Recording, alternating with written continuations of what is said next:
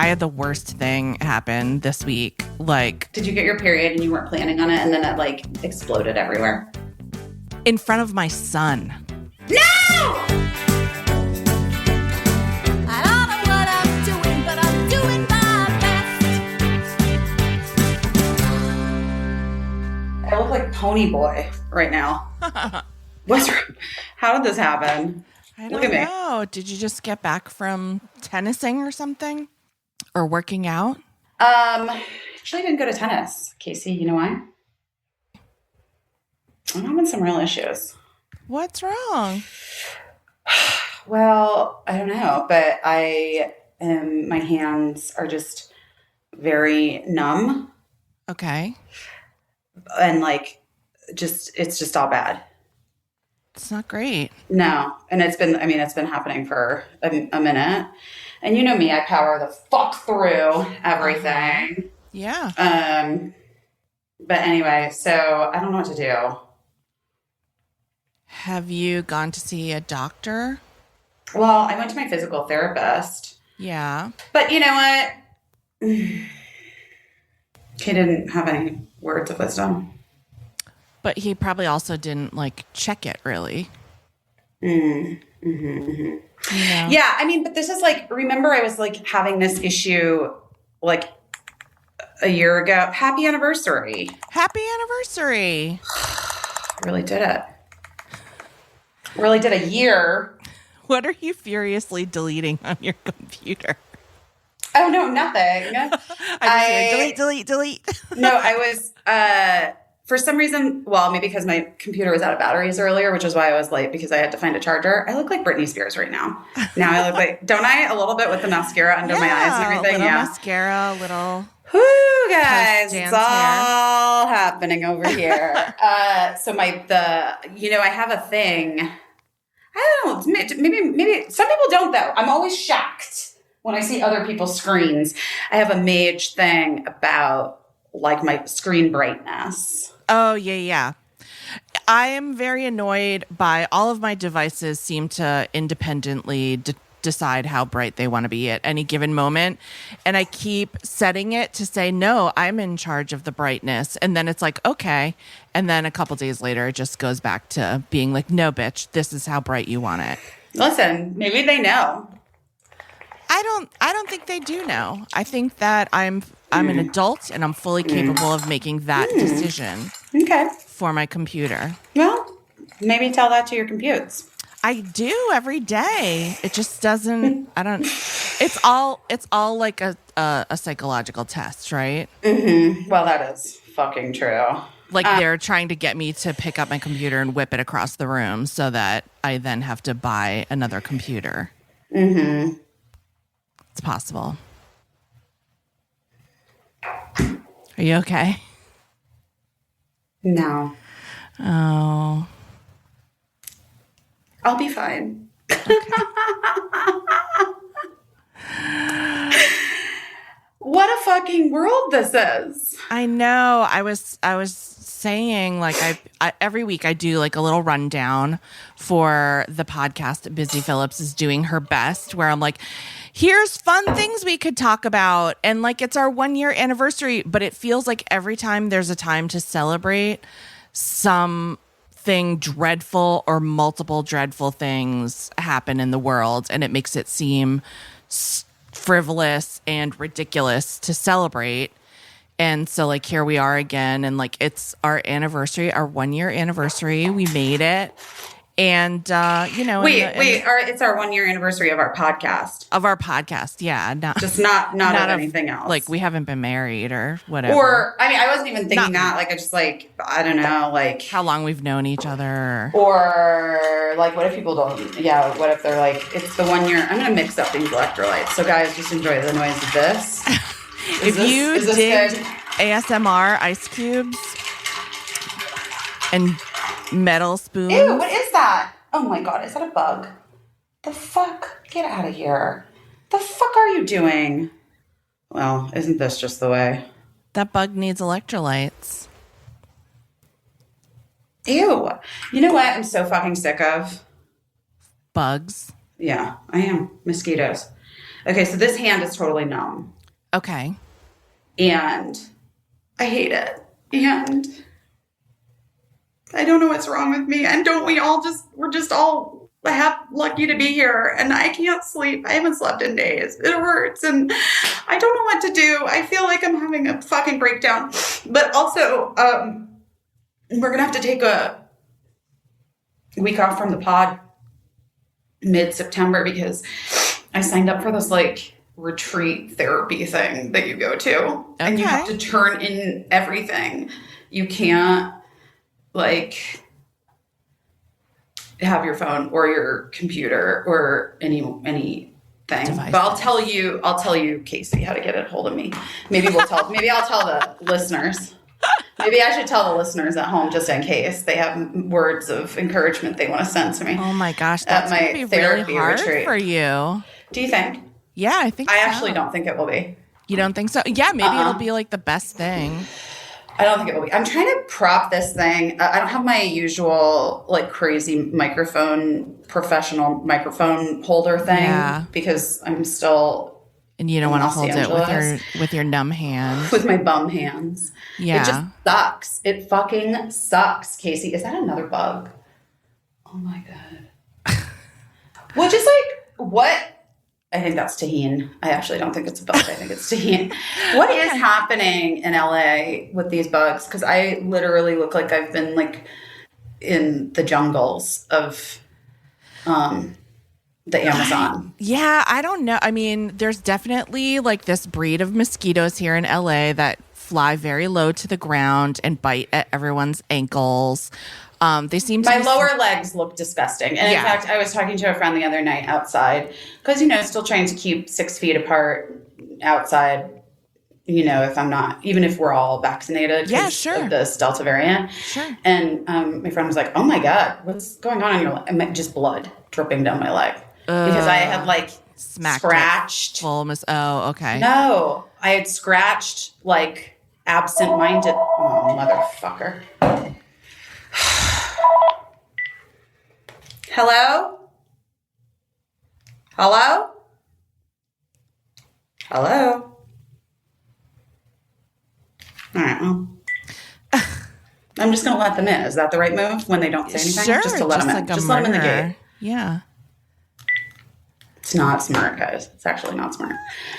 I'm the queen of hitting a mosquito that's full of blood and then just walking around with like a blood splatter on me. It's gross. It is gross. But I mean, they seem to be smaller than East Coast mosquitoes. I know New York City doesn't really have mosquitoes. Here's what I'm going to say. These guys are growing. They're out. They are. Maybe they've been up in your ankles or something a lot, but like it is definitely, they are getting big and aggressive. Yeah.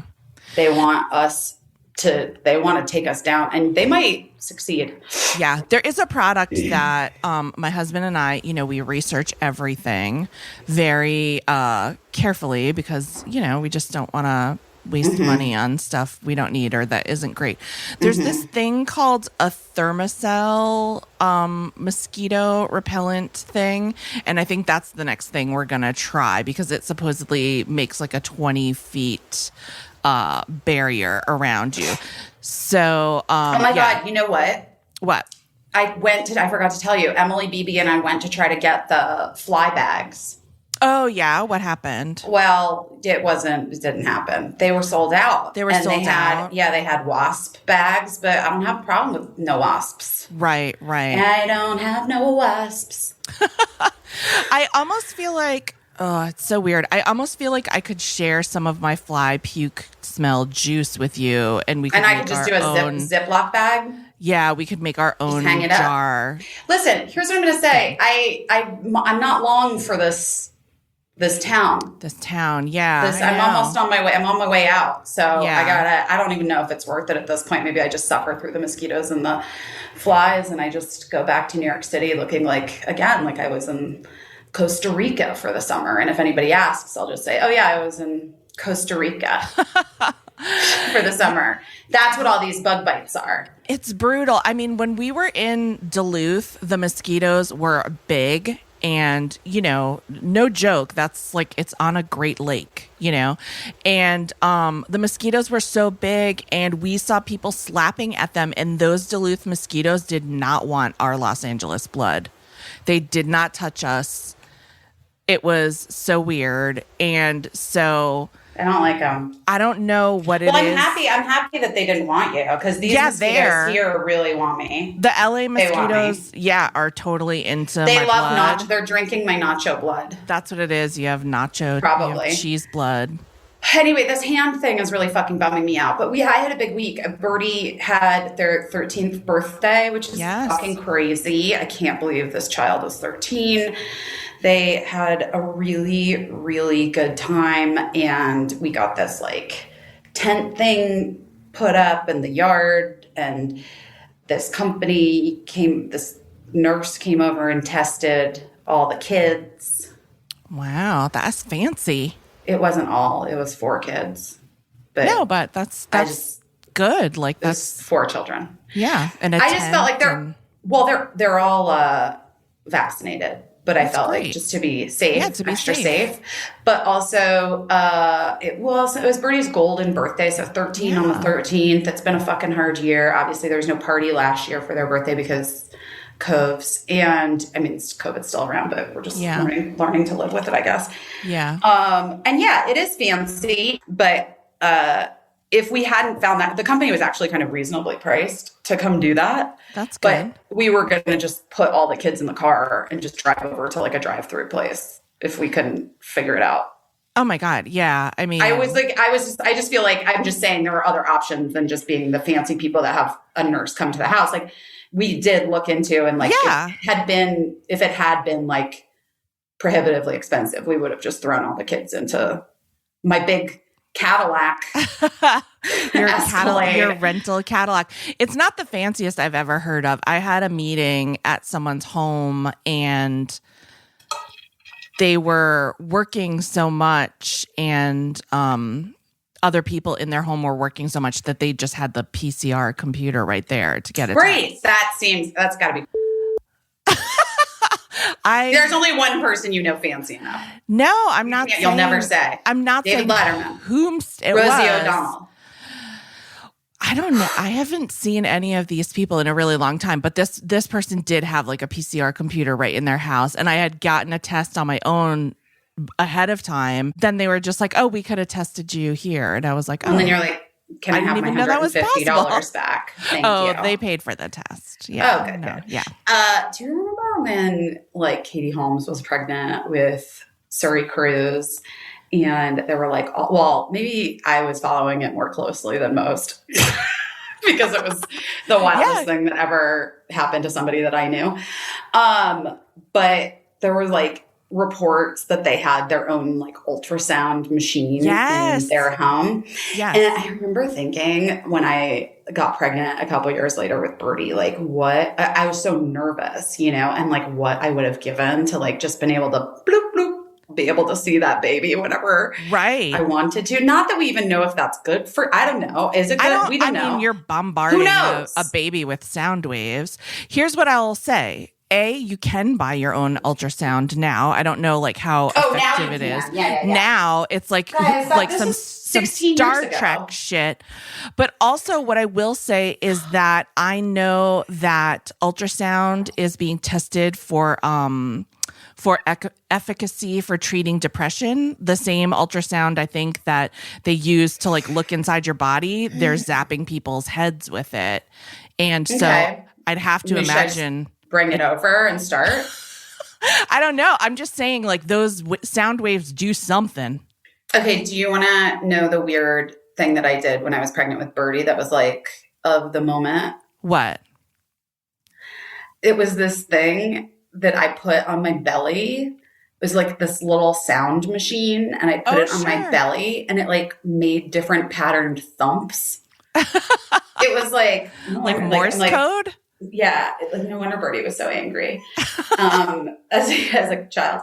No, but it was like dum dum dum dum, And it was supposed to, I don't even fucking know. What was it supposed to do? Make them smart. And okay. I don't fucking know. Well, they're smart. They're smart.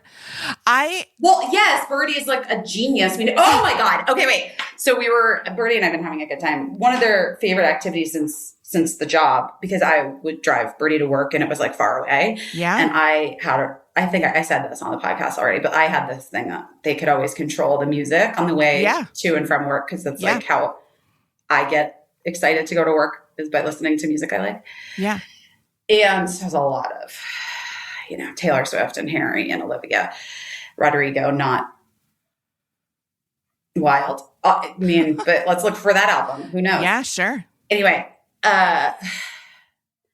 Birdie's like, I miss the car rides. And I was like, dude, that is very cute. I'm like, let's go take a ride. So we took a ride and they wanted to go get crystals at the House of Intuition on Melrose. And it was the first time I took my teen kid to Melrose. Wow. And Birdie played the new Billie Eilish song, Happier Than Ever. Oh, yeah. From the album. Yeah. Happier Than Ever. Yeah. I believe 17 times in a row. I listened to it.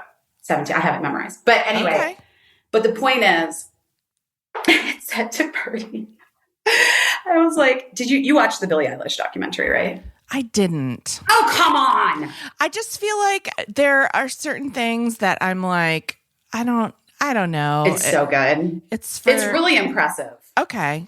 I mean, I never watch any of that stuff. I never watched the Bieber documentary. Oh, I didn't watch. Well, so many of them do just feel like propaganda for the artist, like the Katy Perry one and the and I mean the Taylor one I loved, but also it did feel a little bit like, I get it. Yeah.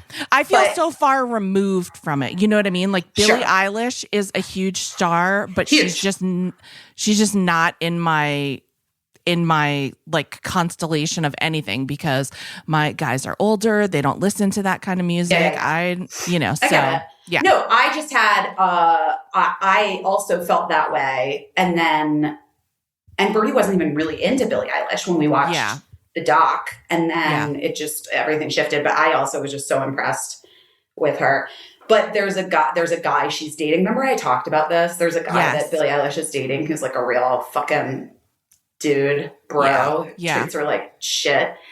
And it's such a bummer. And you just like watch this kid try to process the dichotomy of being like so special and on top of the world and the most talented, and then have the object of her affection not be reciprocal. It's really kind of wild, Yeah.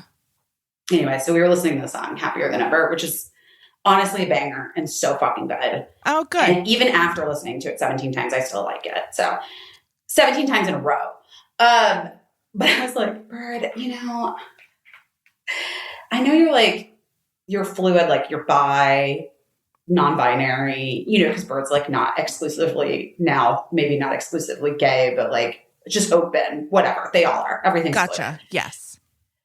I was like, this is maybe where I'm sometimes not a great parent, but I was like, but it's just like, to be honest with you, like dudes as teenagers just fucking suck. Like that's what this song, I mean, it just perfectly encapsulates like so many dudes. Yeah. Just like was bringing me back to my high school years in a major way, the Billie Eilish song. And Birdie, no joke, reaches across the armrest and goes, but Mom, we accept the love that we think we deserve. Wow. Yeah. And I said, where did you get that? And Birdie said, Confessions of a Wallflower. And I said, well, they're right. I'm glad that you learned that from that fucking book. Oh my gosh. But isn't that amazing? It's amazing. Yeah. I mean, listen, kids are lucky to have so much higher level of access to everything, inspirational quotations than we ever had. I didn't know a fucking inspirational quotation to save my goddamn life, except for the cat hanging. Like Chicken Soup, I guess, came out when we were, everything I needed to learn. Everything I needed to know, I learned in kindergarten. Yeah. Yeah, that was a big one.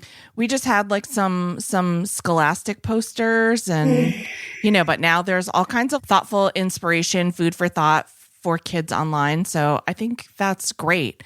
And also like, it's interesting talking about how much, well, particularly like, cis het white teenage guys, particularly in America, kind of ties into a lot of like what people have been talking about this week with like the finale of White Lotus. If you watched by the way, wait, listen. I'm sorry to be this person. I didn't finish it. So oh my God. I know. Well, so it'll be interesting for you going into it, like with these thoughts in your mind, but you should watch it because I'm shocked nobody's spoiled it for you 1,000 times already. I think I know what the ending is, but it's okay. Mm-hmm.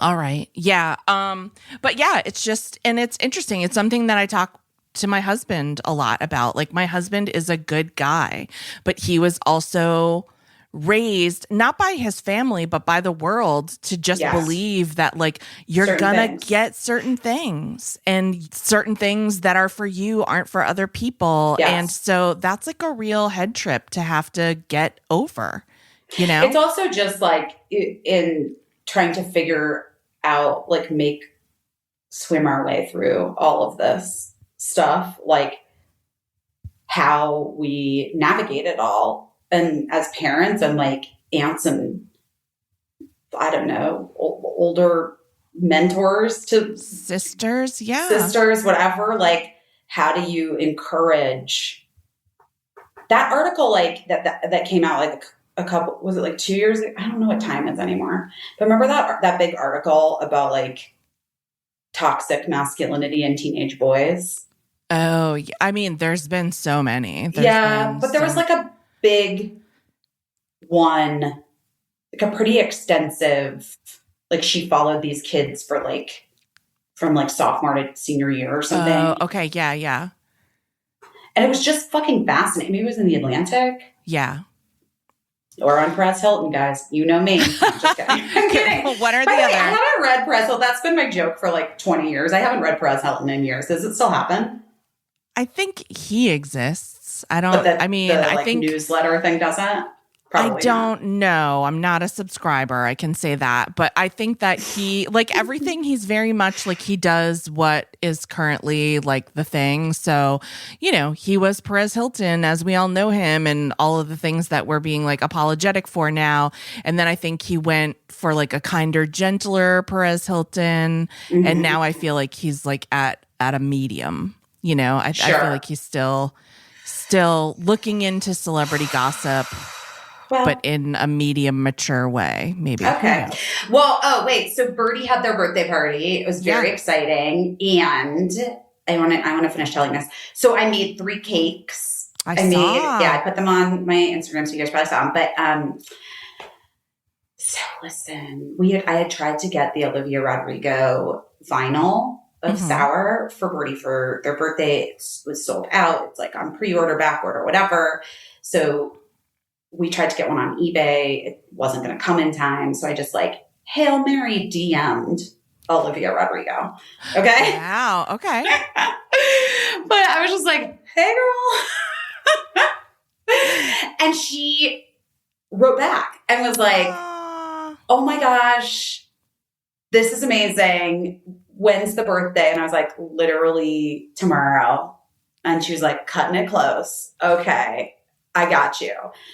So anyway, Mark went and picked up, I thought that she was just going to leave like the record at the front desk of this building. Yeah. But she left the full Sour like press trunk filled with all the merch and everything. Aww. And the album signed to Birdie, and Birdie was so excited. Aww. And it really saved the day because then we kind of realized that we didn't really get a present for Birdie. Like we kind of like boned it, you know what I mean? But that fixed it all because I was so focused on like getting the kids tested and making the cakes and finding that tent thing and like all like making sure we have food. Those are all presents. I know, but not to a kid. Do you know what I mean? I know, but you know. Not to my spoiled child.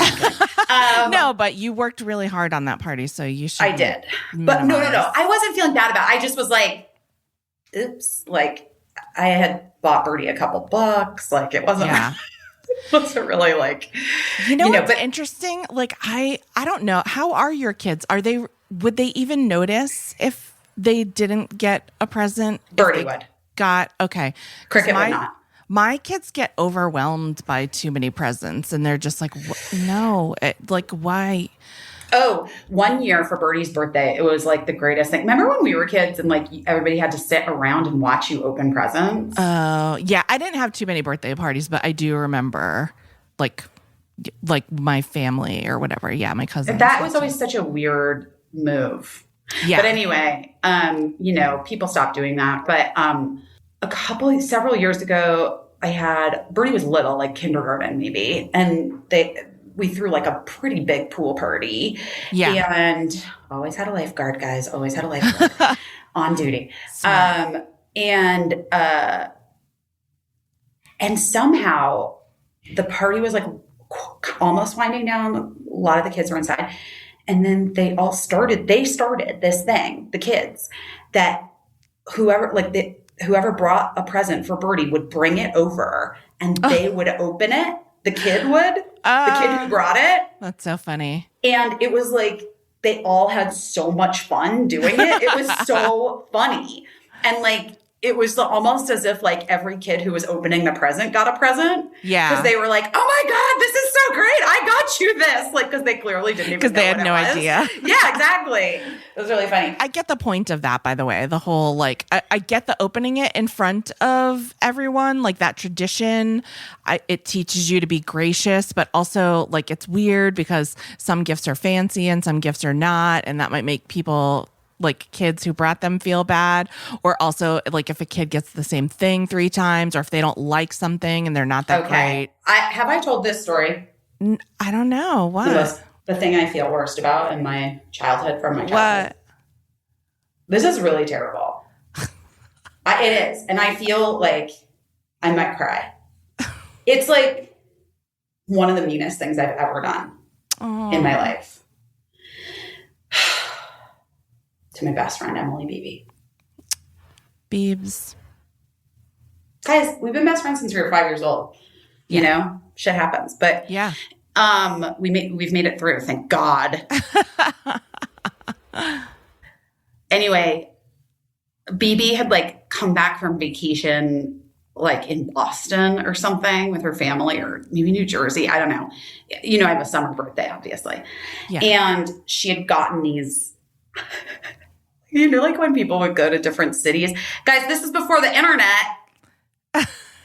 And so like they would come back and they'd be wearing like the regional cool clothing item from that place. Yeah, of course. Yeah. Especially like if anyone, you always would know the kids that were fancy that got to go to Europe over the summer or summer, because they would come back and they're like, why is that person wearing like pants that are shredded? And then it's like complete Benetton or something. Right. Sure. Yeah. So Beebe had come back from vacation and had gotten these sandals that like laced up with different colored shoelaces. And I like loved them. I thought they were so cool. You're probably like 10 years old, I'm going to say. And Emily was like, well, your birthday is coming up. And I was like, I thought they were so cool. I kept trying them on. Emily and I've always like had the same size, wore the same size, whatever. Yeah. My birthday comes and, Emily had skipped a grade. So she was a grade ahead of me. So she wasn't in the same class as like my other friends. I identify. Remember when people used to skip kids ahead? I skipped. Those really smart kids. I skipped like a half a year. Same with Emily. Yeah. Second or third grade. I can't remember which. I think Emily skipped second. I wasn't until 6th grade. So smarter. You know what I mean? Smart. Anyway, so this is before the Malcolm Gladwell book came out, and everybody was like, my 10-year-old's in kindergarten. I just want to give them an advantage. Anyway, so So anyway, I'm opening presents in front of everyone. And for some reason, we didn't have a video camera growing up. Yeah. And for some reason, we had one at that party. Oh, I think we had borrowed a neighbor's video camera because we were making music videos as one of the activities. So fun. Yeah. And I don't know what was going on with me and BB because we oftentimes had like a real sister-like relationship. Right. Wherein we would like just get real sort of pokey at each other for whatever reason. But this was on, okay, this is up. All right. So anyway, I'm opening my presents and then I open BB's present. Oh. And I hold it up and I'm like, look, everybody, Emily got me sandals. Like that. Like I didn't fucking ask for them. Like I didn't fucking want them. And like they were the lamest present of all time. Oh. And everybody was like, it's like a cinematic, like it's like locked in my brain like it's in a TV show. Do you know what I mean? Because I watched the video after my mom made me fucking watch it back. Barb was like, I need you to see something, Elizabeth. I need you to see how badly you hurt your friend.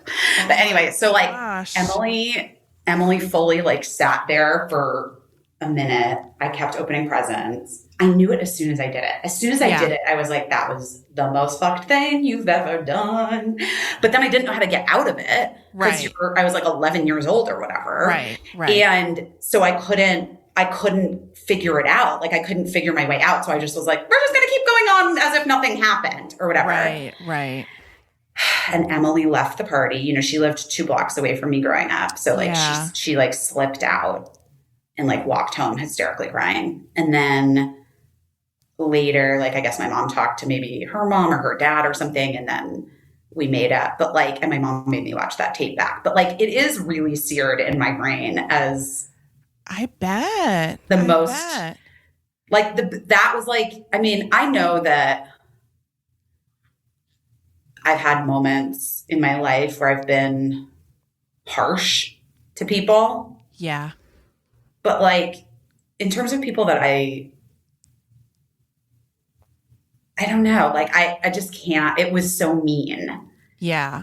And like it was so like I was just trying to be cool. Yeah. Like it was so clear what it was. Yeah. And I was trying to impress the other girls in my grade. I remember exactly which girl I was trying to impress too. But like I was trying to impress another kid who I assumed didn't think Emily was cool. You know what I mean? Right. Anyway, I had to tell that story to my kids this weekend because I needed them to know that they have to be gracious when they open presents and you have to be kind to everyone and whatever. But oh my gosh, Birdie's kind of past that point anyway.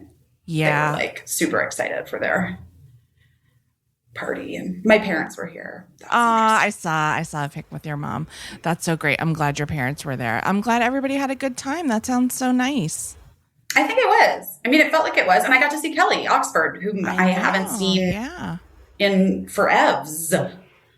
It's been weird. It's weird. Great. I know, but it's also just like so fucking weird. Like everything is weird. Like when we hung out, Kelly stayed a little bit for the party. I'm just thinking like, I mean, 3 years ago, 2.5 years ago, like Kelly was at my house all the time. Like I know. Kelly and B were always over. I don't know. It's just wild how things change. They just change. Yeah. They just change. Modern fertility. I've been wanting to do this modern fertility thing because you know what?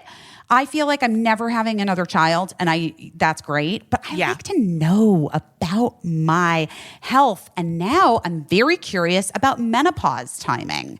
Right. So did you know that it just takes a little simple finger prick and it unlocks tons of insight into your reproductive health, egg count, menopause, timing, if your hormone levels indicate conditions like thyroid disorders or polycystic ovary syndrome? Maybe it will answer my numb hands. We don't know. these are all things that are just good to know, whether you are going to have kids in the future, whether you already have kids, whether you're like, it's not for me, whatever. It's why modern fertility was created. It's the easy and affordable way to test your fertility hormones at home with a simple finger prick.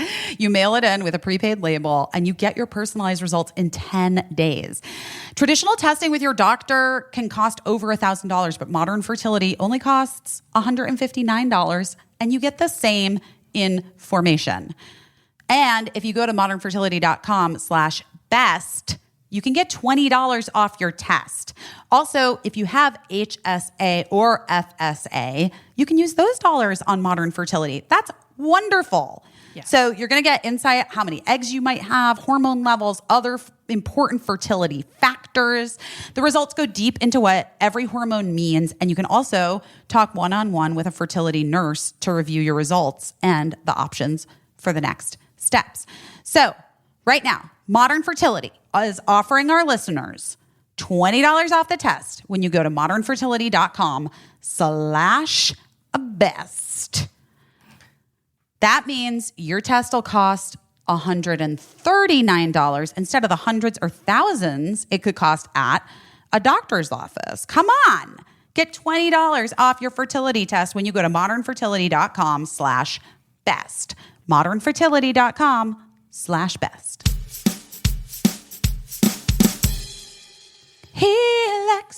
Helix, I haven't been able to sleep because I'm on vacation and I don't have my Helix. And that is one of the problems and probably why my hands are numb. Is that good? That actually, honestly, yes. That's the most honest jingle that's ever been written. I swear to God, you guys, I'm not even kidding you. We were in this rental house. I have to tell you, I was contemplating, this is not a joke. Caissie, I was contemplating having Ray reach out to the Helix people and ask if they would send a mattress here to this house that we're in because I'm not sleeping. You're not doing great. My hands are numb. Yeah. And listen, we know there's lots of different reasons why that could be, but I have a feeling that the sleeping situation is not, I have a feeling it's this mattress. This random ass mattress upstairs that is not the Helix of mine own home.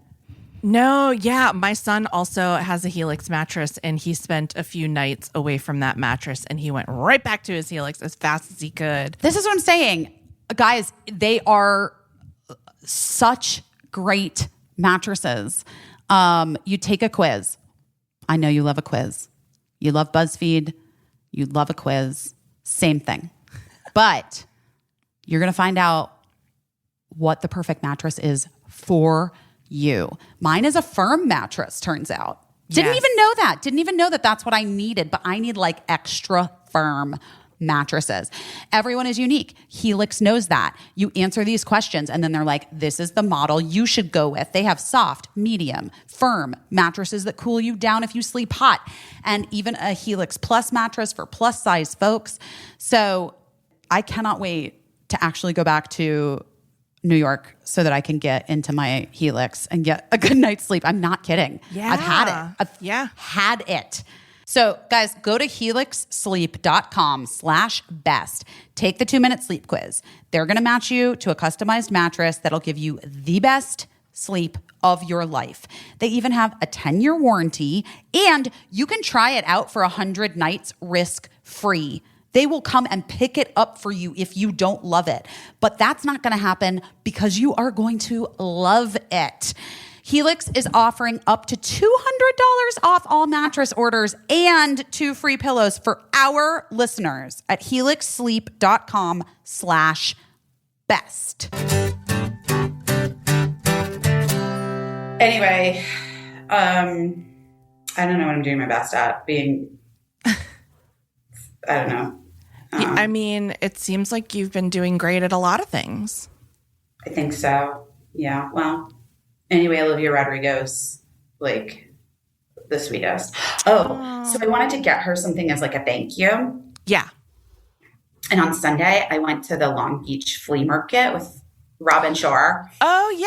Oh, you went with, I saw her posts from there. Oh, Love yeah. it. Yeah. I haven't been posting so much, you know? It's hard. No, for me. I know, but that's good.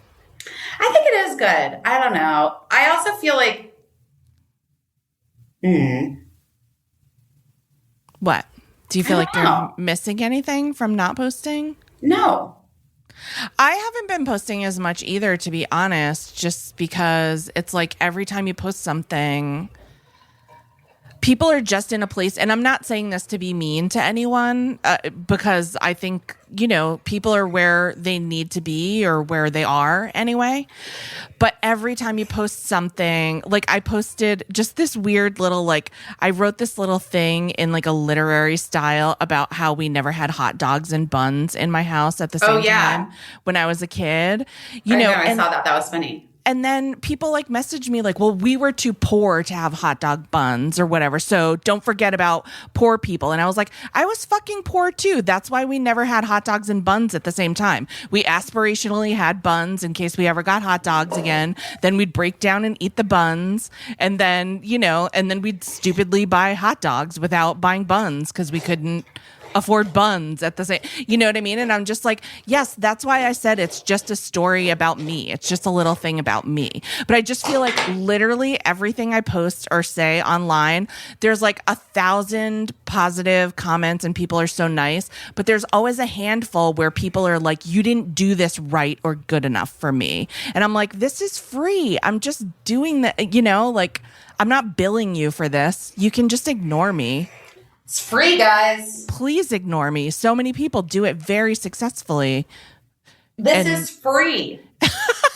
But also, let's not forget, this is free. Yeah. And I just feel like people just they just feel like they have a duty to report. Like I'm just reporting to you that like I see something that could potentially be problematic, and while I appreciate that, it's like I guess going back to like White Lotus, if after you watch the finale, read the Vulture article with Mike White where he's interviewed and really like questioned very hard about things that the choices that he made. I think it's that you just, you know, like they always say there's no ethical consumption in late stage capitalism. There just is no non-problematic existence. You know what I mean? Everything you say is always going to leave someone out. And any stance you take is always, I guess, going to be against what someone else believes. That's just the nature of humanity. But I'm just like, listen, I'm pretty mild and I try to be pretty non-problematic. Like I actually make an effort at it. And so whenever I'm talking about something, I'm talking about from my personal experience. And like, if you want to have a conversation about what your experience is, I welcome that. I love that. But I don't want to be corrected on what my experience is because it didn't cover your experience. Right. Because that's not what I said. That's the thing. I guess that is very interesting. I think you're right. It's also like, who said that? Was it, I'm going to get it wrong, Virginia Woolf, who said that men need to be reflected back to themselves, but at 10 times the size? Oh, that's interesting. I don't know that quote. But I feel like everyone at this point needs to be reflected back to themselves, but at 10 times their own size. Do you know what I'm saying? Yeah. And if they're not, they're like, fuck you. You don't get it. Wait, yeah. But guess what? I posted, I didn't even read the comments, but I posted about the Val Kilmer documentary. I watched 2 very sad documentaries. I know. I was this week. Say. I also watched Val, which is incredible. I really think you should watch it. Yeah, I am planning to watch it. I just feel like I need to be in like a right sort of headspace to watch it. You might sob. Yeah. I sobbed yes. multiple times. Times. I mean, I cried about a tweet about Brendan Fraser. So I can't imagine that, you know, that I'm not going to sob about Val. Well, Val's incredible, and I highly recommend it. And I always wanted Val Kilmer to be my dad. I always imagined that I would do some like sitcom, honestly, like like with Tina Fey, like a 30 Rock type sitcom. And Val Kilmer would be my dad, a la Alec Baldwin being on 30 Rock, right? And Gillian Jacobs could be my sister. This is like in my brain. These like, are all good dreams. Yeah. Great dreams to have. But I felt like such a weird connection to him. I like love him so much. Yeah. And the documentary is so good. And then I watched Roadrunner. I watched the Anthony Bourdain documentary. Oh, yeah. Which is also pretty hard to watch. Wait, I don't think Val's hard to watch. No, I think it's really easy to watch beautiful. and really beautiful. I just think it's like a 1-2 punch for me because it's like about, it's about what he's going through, what he's living through, and like this loving portrait, so I've heard, made by his son. And also it's just about like the passage of time. And like, this is like the guy who was like the coolest shit, like guy that we all looked up to. And now, he's going through this really, really human thing. And he's not like a golden boy anymore. He's like a human going through a human thing. But also, like, here's what also I thought was so incredible about it is that his openness and his willingness to like not just share, but to like embrace humanity and like embrace life at this point. Yeah. Because I feel like I feel like a lot of people's inclination might be to, especially like if you had a great deal of vanity. I mean, he was beautiful. He was beautiful and he's so talented. Yeah. So fucking talented. I got to see that Mark Twain. I'm embarrassed to say when it was, but because now it's problematic because he was, I'll just tell you. He was doing like a version of the Mark Twain show as an opening act for Ryan Adams many years ago when Mandy was married to him still. Right. And I went with friends and like we saw Mandy for drinks before and then went and watched the Mark Twain thing first. And I was like so glad I got to see at Walt Disney Concert Hall. It was so fucking cool. That's cool. It was so cool. That's really cool. I don't know if it was like, he must have done like a truncated version. It couldn't be the whole show. Although maybe it was. I don't know. I don't know. I never saw it, but my dad, so God cool. rest his soul, was also a Mark Twain impersonator later in life. He would do little Mark Twain shows. Is that true? For school kids. Yeah. Do I look like Val Kilmer right now? You don't not. Some real, I feel like I'm really genius giving vibes. I don't know. I'm getting some weird fucking looks today. Well, your hair's wet. It's like you're fine. You're having a damp day. You got a lot of busy juice running through your veins today. I know my hands are real numb. I blame tennis. I'm going to say I blame tennis because, and I'm going to try to say this in a way that's not insulting. So please don't be insulted because I don't mean it to be insulting. You work very hard in your life, but not a lot of your work has involved your hands and like fine motor skills and really like hard handwork. Like, you know what I mean? Like you're not sewing for a living. You're not writing with your hands for a living. You're not a teacher at a blackboard. And so I think that you probably injured your hands playing tennis. Oh boy. Because you like took a whole winter off of it. A winter? And even all your... most of a year maybe. And all your exercise has been like leg and cardio based and not hand based. And so I'm feeling like you start to hit something pretty hard with your hands, and that's all really soft stuff in there. It's easy to injure, and it happens to other people just from like doing computer stuff constantly. So I'm gonna say that it probably sucks deeply, but also that like I think there's hope. I think there's a doctor that's going to look at your hands and be like, oh, here's the problem. You need to like wear a wrist brace and ice your hands. But I know how much it sucks. I know how much, I've had numb hands, I believe, from excessive Diet Coke usage. I was wondering if my numb hands are some sort of, because it could be like thyroid. It could be autoimmune. Yeah. It could be any number of things. Anyway, I don't know. It could be, but there's probably like a, speaking as someone who's like going through this with her child right now, will like eliminate the simple explanations first. That's true. Then, So I take like a week off of tennis, 2 weeks off of tennis.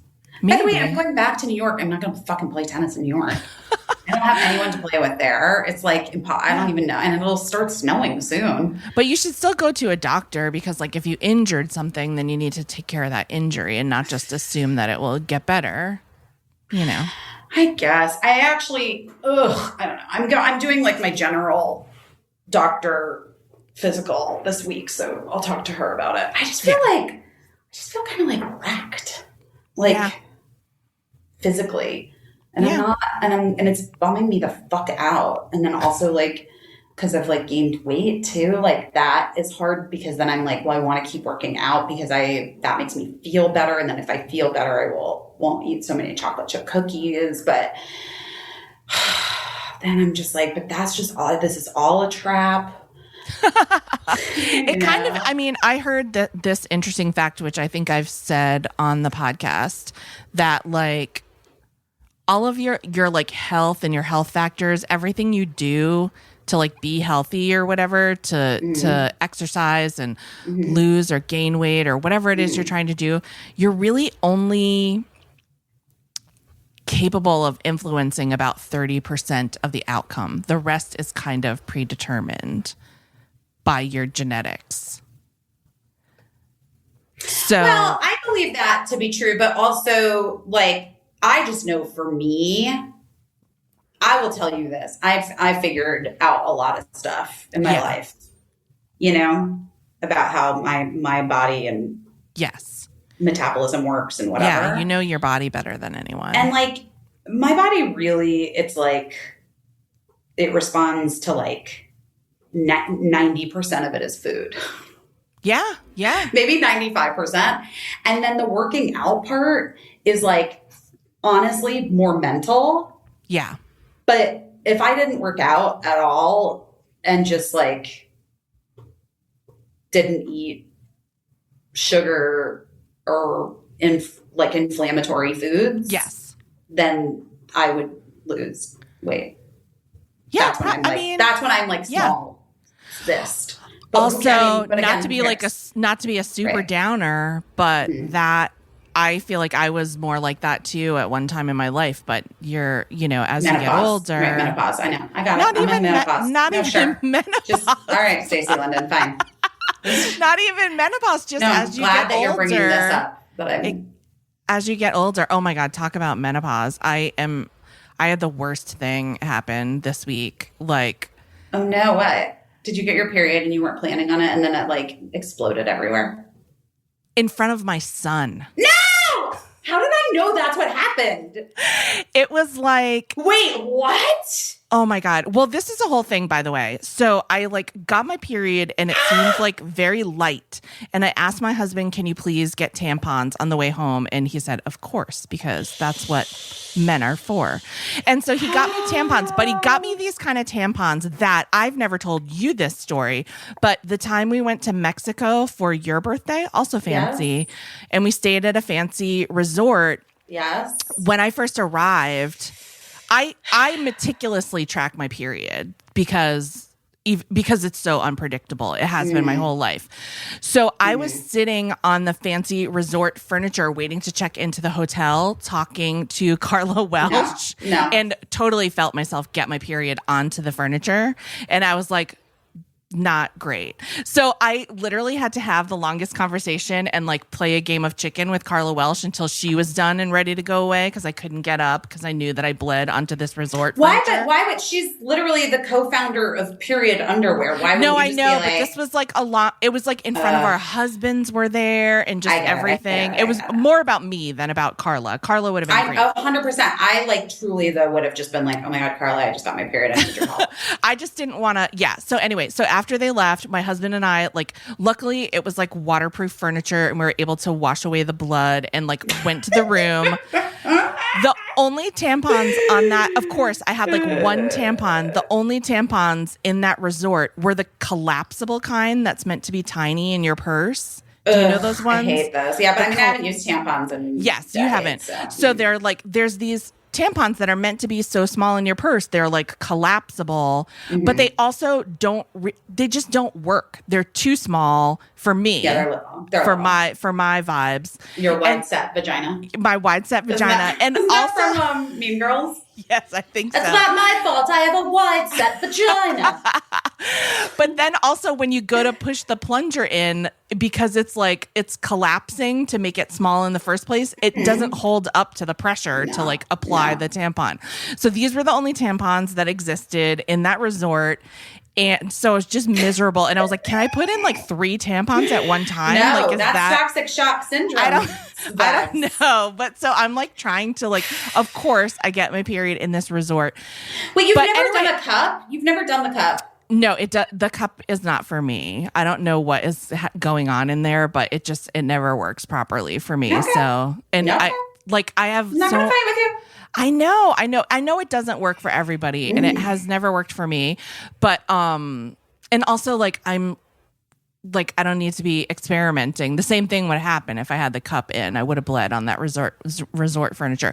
So anyway, but that's when I knew how fancy that resort was, because there were no trash barrels anywhere. Ugh. And every time I would be like have like a wadded up tampon, like dirty tampon in my hand, like wrapped up in paper, I would have to ask some woman like, where is the garbage? You know, can I? And she would always say, I'll take it for you. No. And I was like, absolutely not. No, ma'am. I need to throw this away my own personal self, please. But then I realized that's how luxurious that resort was, that they didn't even want us to throw our own garbage away. And I was like, no, this is medical waste, honey. I need to throw it away myself. Medical waste. But so anyway, all they had were those tampons. I don't know if we're facing like a national tampon shortage or whatever, but all they had was the same ones from Mexico, the collapsing miniature tampons. Hate it. And so, but I was like, it's fine, because like I'm having like a light period this time, and it came like at a slightly irregular time. And then I just went into the kitchen, and I was in my pajamas because I was like writing all morning and I hadn't gotten dressed yet. And I went in the kitchen to make myself a cup of coffee, and I was just having like a nice conversation with my son. And then just a real, like, it went on the floor. And I had to be like, and what? Wait. So you're not wearing underwear, I'm assuming. No, I just had a nightgown on, but it like dripped down my leg onto the floor, and I was like, and you know that moment where you're like, that's happening, like, you know it's happening. And I just was like to my son, like, can you and he was like, give you a minute? Yeah, yes. And then, but then he was like, are you okay? Like yelling from around the corner. And I was like, I'm okay. I just need a minute. I just need Jesus, what's going on in your home, Caissie? I just besmirched our whole kitchen. I don't know. It's just like, and then I was thinking about it. I'm like, it's the anniversary of the podcast. That means that we've all had 12 periods, or at least since we started doing this, and I've talked about my period so much, but truth be told, that is what happened this week. I just really had like a blood explosion in front of my child. You're doing your best at your period. Yeah, I mean, my period is really kicking ass in terms of like being impressive. You know, I didn't have much to do with it, but woo! That's really fucking funny. And then the other thing, I've been doing my best at like being a mom. I know we say that kind of often, but yeah, we do. But it's when you're doing your best at it, you gotta give yourself some recognition. You know, you think it. I know that I said to you, like, you think it ends like when they turn 18 and they're out of the house, but no. I almost said our son. Your son and my son, Eli, who's our intern, as well. He's coming out west to stay with us for a little while and to try it out west. You must be so excited. Will be really excited to see him. Really I'm not gonna, but you know, it's under like stressful terms. Like, he's trying to finish school, and he's trying to like sell all his belongings and figure out how he's gonna come west because of like the Delta variant. And then he said he doesn't mind if I tell you this. So he was with someone. They're not together anymore. And so he was on the phone. He said, "Don't judge me, but I have to tell you something." And I was like, "What?" And he said, "Well, I was talking to a friend and I was saying like, oh, I'm going to have to start dating again. And I'm not looking forward to that." And I was like, "You sound like a 45-year-old divorced lady." Yeah. Like, you're 22 years old. And so he was like, so I was saying, I don't want to do the apps. And my friend said, no, you should get on the apps, because even if you don't meet someone that you want to date, it's a really good way to meet friends in the area where you are. You can like meet new people if you're going to a new place or whatever. He was like, so I got on the app and I signed up and I did it for Los Angeles, and I met this woman and she was so nice. And then we were talking, and then I asked, what do you do? And she told me what she did, and I said, oh, that's kind of like the area that my mother works in. And then the woman said, is your mother Caissie? We have worked with this woman. My son matched with the person that we've worked with. Okay, wait. First of all, you have to tell me who, and let's bleep it out. Come on. It's our producer from Oh my God. Oh my God. Oh my God. And so then I was just like, oh my God, I'm so sorry. Wow. Way to make it like weird. Like you're like having your mom even be a topic when you're meeting a new person that's unfortunate. I mean, that honestly, happens to you all the time. Yeah, I was going to say, imagine what my kids are going to have to go through. My kids are always going to be like, yes. Oh my gosh. Yes. But then I talked to the woman, I texted with her, and I was like, oh my God, my son told me that you guys met online. And she was dying of laughter. And she was like, it was so funny. But I was just like, I'm just so sorry to both of you. Oh, no. What? It's not recording. Oh no. It's okay. Yeah. You have the backup. Yeah. We had to know that there would be some sound issues. Did you run out of space on your card? You're going to die. What? It never recorded anything? It's exactly like 1 minute of recording. It's okay. Hi, guys. Welcome to Busy Phillips is Doing Her Best. This is Busy Phillips, and I'm joined per usual by Caissie St. Ange. Thank you so much for joining us today. Gosh, it's been such a great week, and things are going really well. I mean, I think just everywhere, sort of. And this is our 1-year anniversary for our show, and I can't think of a better way to celebrate the 1 year of Busy Phillips is Doing Her Best than by me not noticing my SD card was full and it didn't fucking record the last hour of me talking. So, well, here's what's going to happen is we recorded on a backup, which isn't as high quality audio. And so when you were listening before, you were listening to the backup, and so don't email us and tell us that it didn't sound as good, because we already know. But it's fine. Also, it's all fine. It's fine. Yeah. Listen, let's just get into this interview we talked to Meredith Salenger. Wait, what were you? Oh, you're doing your best at being a mom this week. I'm doing my best at having numb hands. I don't know. What? I'm doing my best at figuring it all out. There you go. Figuring it all out. I mean, I feel like you're kind of... I feel like maybe it's not your best week. You had a good birthday party for your kid, but it seems like you have a lot going on. Otherwise that you need to figure out. And, not sleeping great. Slash at all. Yeah. Slash at all. Yeah. That's gotta be rough.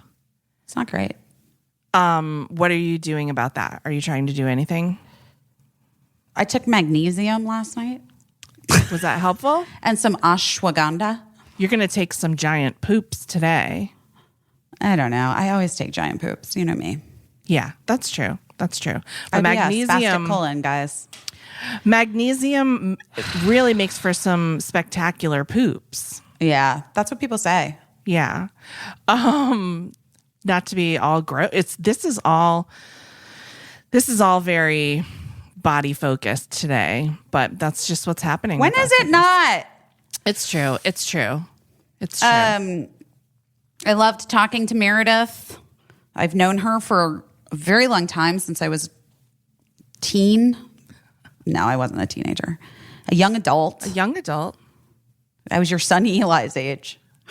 There you go. It's crazy. And she's had just a really interesting career and life. And she and her husband, Patton Oswalt, have a podcast together now. And why don't we just take a listen to it? Let's just take a listen.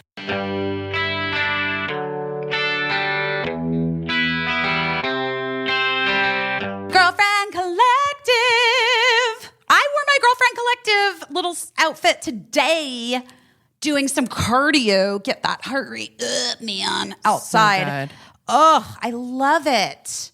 I love it. I was wearing the bright tangerine orange little shorts and a bra, the sports bra, and I love the way it feels. I like it's made out of trash, old plastic bottles, fishing nets, other waste. They turn that right into some super cute athletic wear. I wore my Girlfriend Collective, like, what is that called? Like, it's like just a one piece, like shorts and a tank. Tard?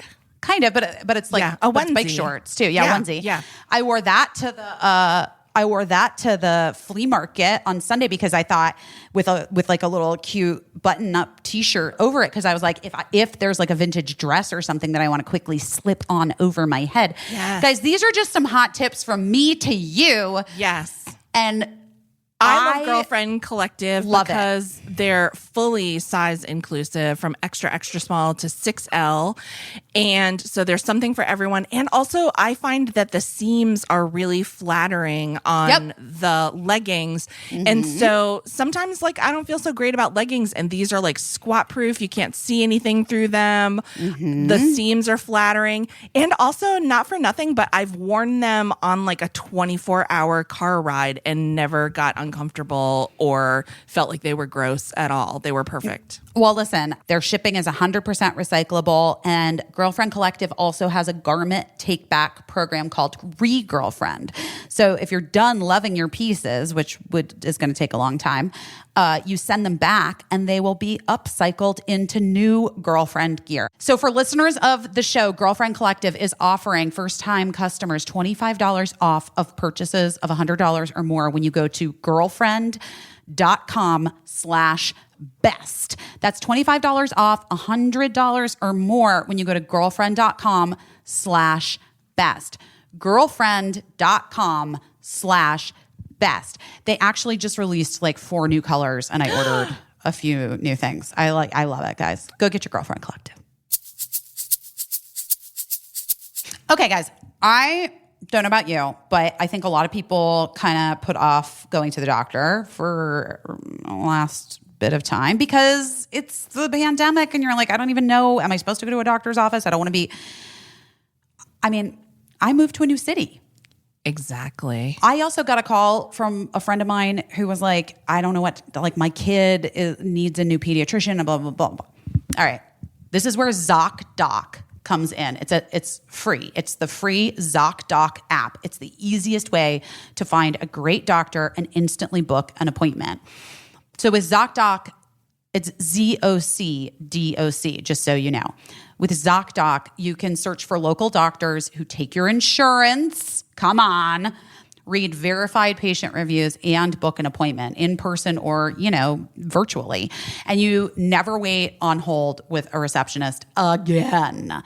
Whether it's like primary care physician, dentist, derm, psychiatrist, eye doctor, other specialists, ZocDoc has you covered. I've been a ZocDoc user for years, by the way. I first discovered it once when I was at work and started to have a sore throat, and I just knew, shoot, I have strep throat, and I didn't have a doctor in Manhattan, and I was able to find somebody that took me that afternoon, got me on the meds that I needed to get on so that I could be cured of my strep throat, and I've been a loyal customer ever since. Honestly, it is. Yes, I've used it as well. Like, especially if you're a person who has to travel for work, or if you're, like, I have to go to a hand care specialist. Right. What is that? Where do I go? I need a podiatrist. Like, Yes. how am I finding these people? Every month, millions of people use ZocDoc, and Caissie and I are two of them. It is our go-to. So go to ZocDoc.com/doingherbest and download the ZocDoc app to sign up for free. Guys, ZocDoc makes healthcare easy. Now is the time to prioritize your health. Go to ZocDoc.com/doingherbest and download the ZocDoc app to sign up for free and book a top-rated doctor. Many are available as soon as today. That's ZocDoc.com/doingherbest. Are we recording this because is this all going? No. Oh, because I was going to tell you a story. Okay, yeah. Story. Oh, okay, yeah. No, we can do this. Yeah, can we can. This can be. Caissie thought you were asking a different question. Caissie thought you were saying, I'm not going to say this thing if we're recording. No, I want to tell the story, but like, it's a long story. So if I won't tell it if you want to get to something else. No, Tell it. Oh. This is how we roll, Mare. Oh my God. Busy. So obviously, yeah, we did Dawson's Creek together, blah, blah, blah. I've been acting since I was, 10 professionally. And there was a moment in time when I think it was after college. Oh yeah, it was 100% after college. And my manager was like, I think you need to take acting class. And I was like, what? Because I pride myself on actually being a good actress, not like some pretty girl from Texas who was like, you're pretty, you should become an actress. Like, I've been acting since I was little. No one's ever said anything like that to me before. I took acting class when I was little.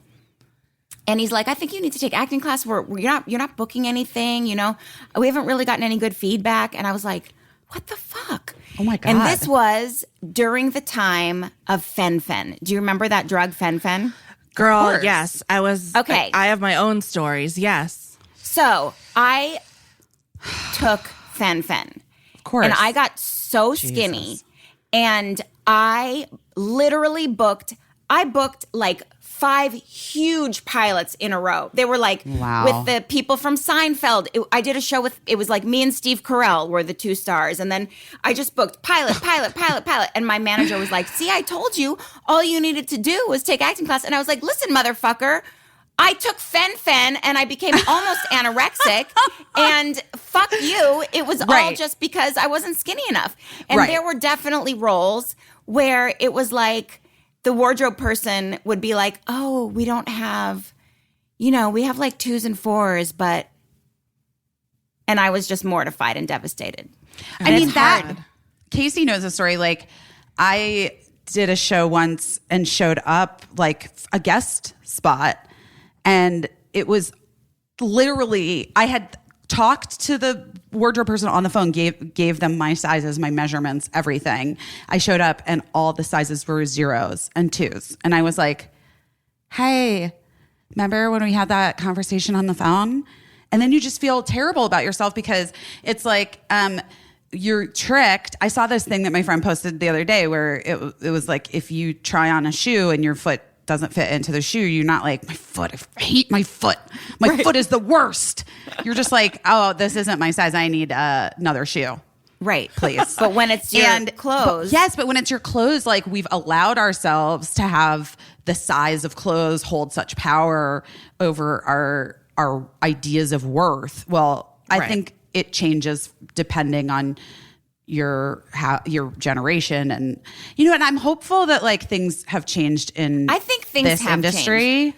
I think things have changed. I really do. You see so many more shows where it's not just, you don't have to be the hot white skinny girl. It's just like everybody is. I think things have changed. I really do. It's getting better. It's getting better. I think it is. Yeah, we need to improve. There's like a uniqueness and a draw of people who aren't just cookie cutter. Yes. And yes. That being said, my entire high school looking character playing era was really, if you were going to work, you needed to be, well, you know. It was the 90s. And it was Kate Moss was Exactly. like the ideal. And and it was skinny was it as far as can never people be in the too rich or too thin. Right. Meredith, I've said this on the podcast before. I worked on a TV show on the staff. We had a staff doctor. I was only trying to be a writer, not an actor, not on camera, just trying to be a writer. And I was put on fen-phen. You were put on it? Yeah, the staff doctor was like, just like, let me check your throat. You have a sore throat. Also, there's this drug that could help you take off some of that extra weight. That might be helpful to you. Yeah. That's terrible. And I too lost a shit ton of weight and gained a shit ton of respect. And right? Isn't that crazy? Yeah.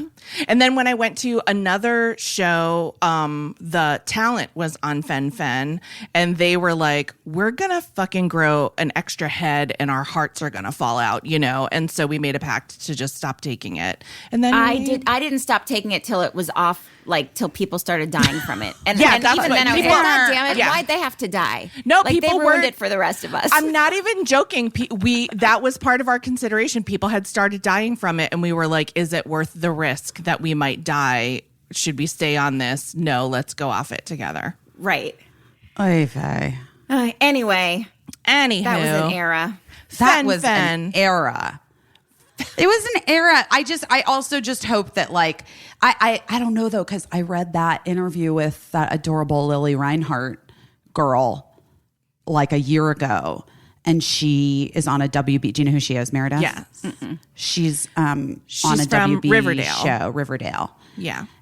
And it's not the WB, the CW.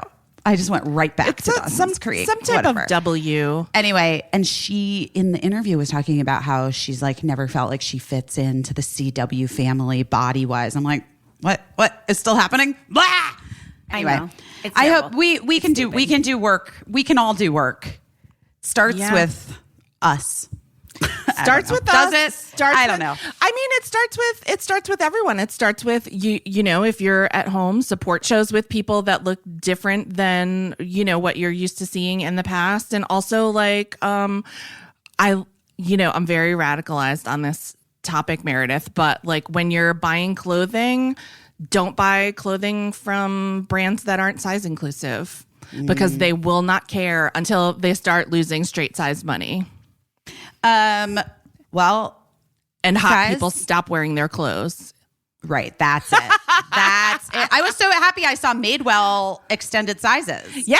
This week or last week. It's great. Meredith Salenger.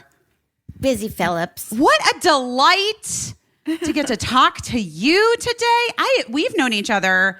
Wow. I mean, When did literally. A long we time. met. The first time I knew who you were from loving your work as a young person watching you. Not just Natty Yan, but I also loved Dream a Little Dream. It's one of my favorite people movies. love that movie. Do you yeah. not find that movie so confusing? It was I didn't so even confusing. understand it. I didn't understand it, but I was I feel like it was prime sleepover age Totally. for me. Yes, yeah. It was like 5th, 6th grade or something. And it was one of the few movies that were on heavy rotation at sleepovers. It was Can't Buy Me Love, Dream a Little Dream.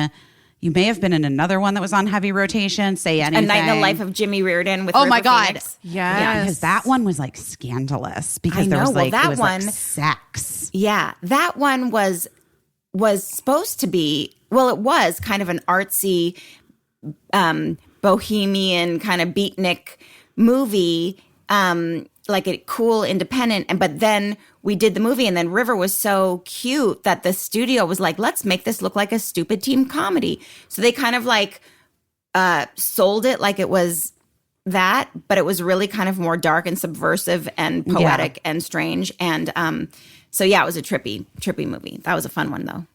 Boy, we had fun. I love that. A bunch of teenagers accidentally saw a good movie. I know. Well, it was a trippy movie. I liked it. So but then we did Dawson's Creek. We met. Yeah, we met when you came to do a few episodes. How many did you do? I think like 3. Yeah. I was the other girl who slept with Dawson beside Katie. That's right. Well, right, because you were like, what did you have to his film career or something? I was like film critic or something, Yes! and Yes! I don't even remember what it was about. I don't know, but it was so. I remember his short that I maybe it was like the short that I starred in with Chad Michael Murray's character. Oh my I God, feel that's like right. that- He yeah, was we on were- it at that time too. Yes, I remember you being. That was like I feel like I remember that thing. I don't remember a lot from that time. I mean, in terms of But what was so great about doing Dawson's Creek was because you guys shot in Wilmington. Yes. And that's where we shot Dream Little Dream. So I was like so happy to be back because when we shot Dream Little Dream, we were there for like 3 months and knew all the little places, and it was so fun to be back. And it's just so fun to be on location with a bunch of young people, and it's just the best time. Like, there's nothing better than doing a movie on location. I love it. yeah. If you get along with everybody. It was always hard for me because I am like a real Cancer. Like I'm a real crab. And Like in what way? Well, like I just want my home. Like, you know, I mean Cancer like the astrological sign, not like I'm a Cancer, like I have, like I'm a No, I knew what you Okay. meant. I just didn't know But what aspect of Cancer. just that I need the comforts of home around me. And so like being out, like feeling displaced is really hard for me, and not having the things that I'm used to around me is really hard. So I was always not great on location.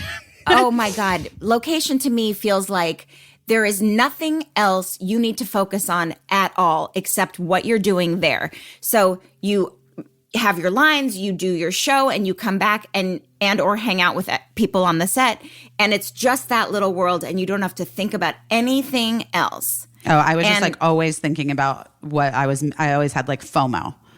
You know what I mean? I always was like, what's happening at home? And then what's happening when I'm at home? Like what's happening like I just was, I couldn't balance those things.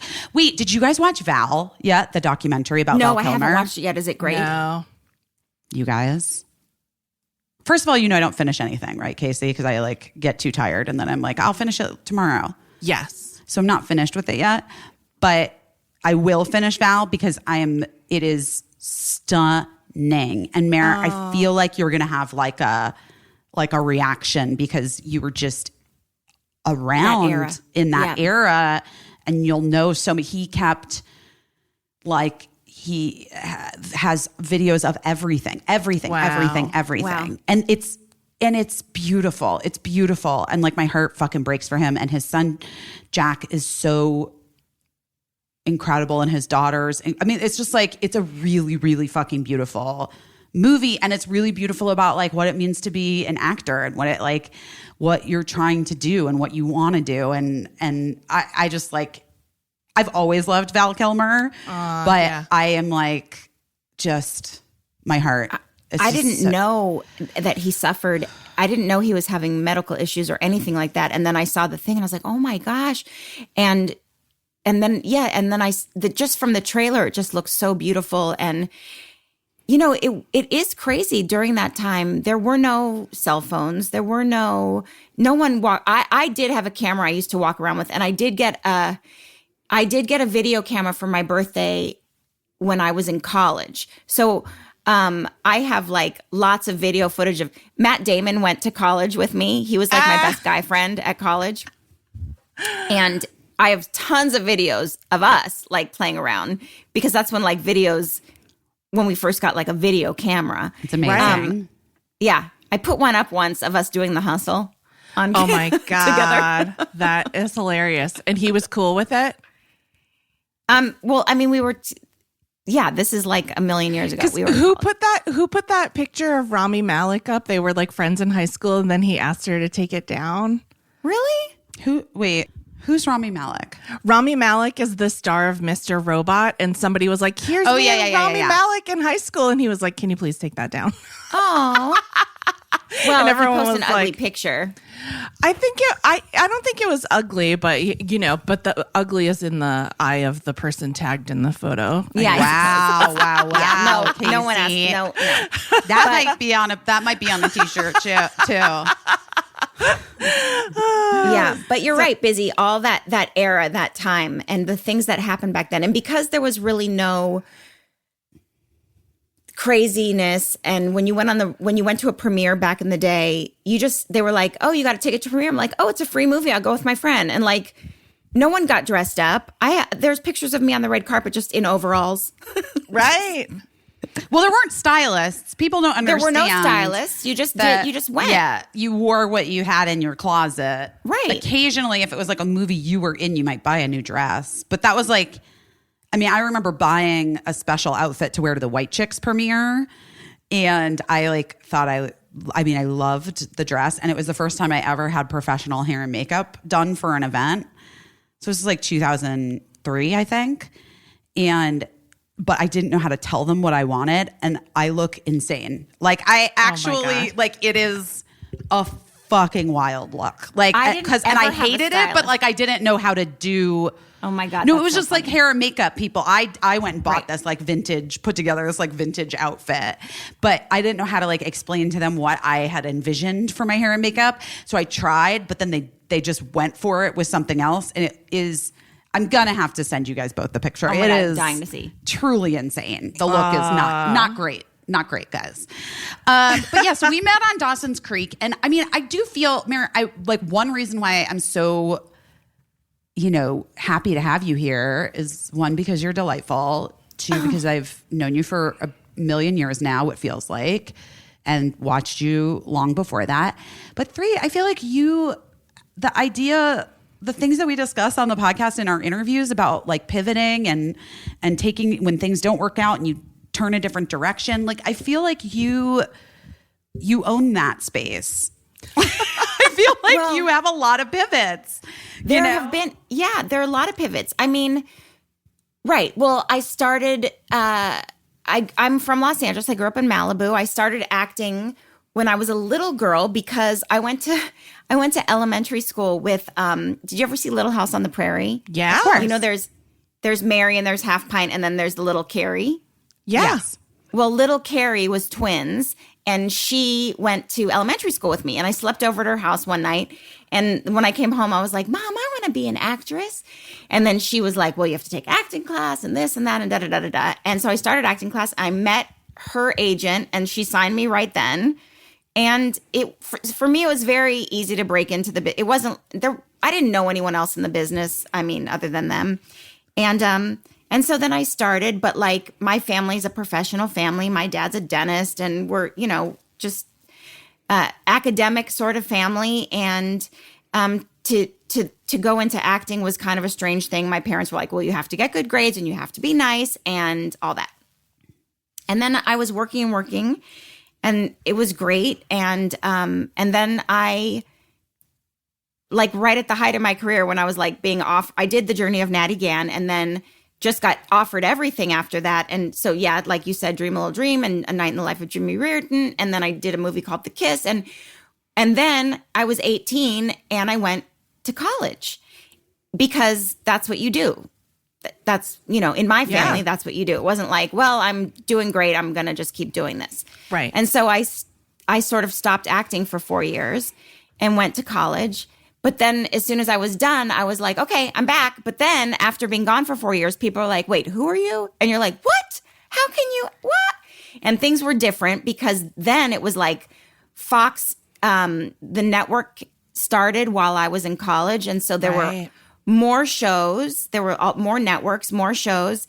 And then in the old days, before I went to college, it was like you either did movies or you did TV. You didn't do both. Right. Mm-hmm. And so then when I graduated, it was sort of like TV stuff. Like I had gotten offered a bunch of TV shows before I went to college and my managers were like, no. You're a movie star. This is separate. But it all changed. That whole energy changed. And then I came home and started auditioning for TV shows. And that was a whole different thing. And and then what? Yeah. It's a long story. And anyway, then I told you about that fat time.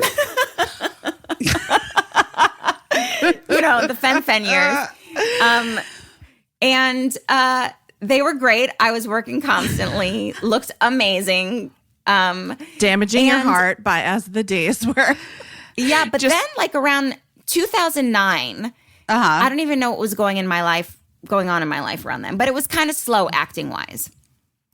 And I was like super depressed about it and like, hadn't booked a job in a while. And my parents were like, listen, you're too smart to not be having a career. Like we love you and you're a great actress and we're happy you're acting. But if you're not acting, you need to be doing something. You can't just be a waitress in between. Like you're a Is smart that what girl. you would do? No, you wouldn't do. No. What would you do? Did you just like nothing? Because you'd make enough money in your job. You make enough money and then you sort of just sit around and then play with your friends and be crazy. And, it was a fun time back then.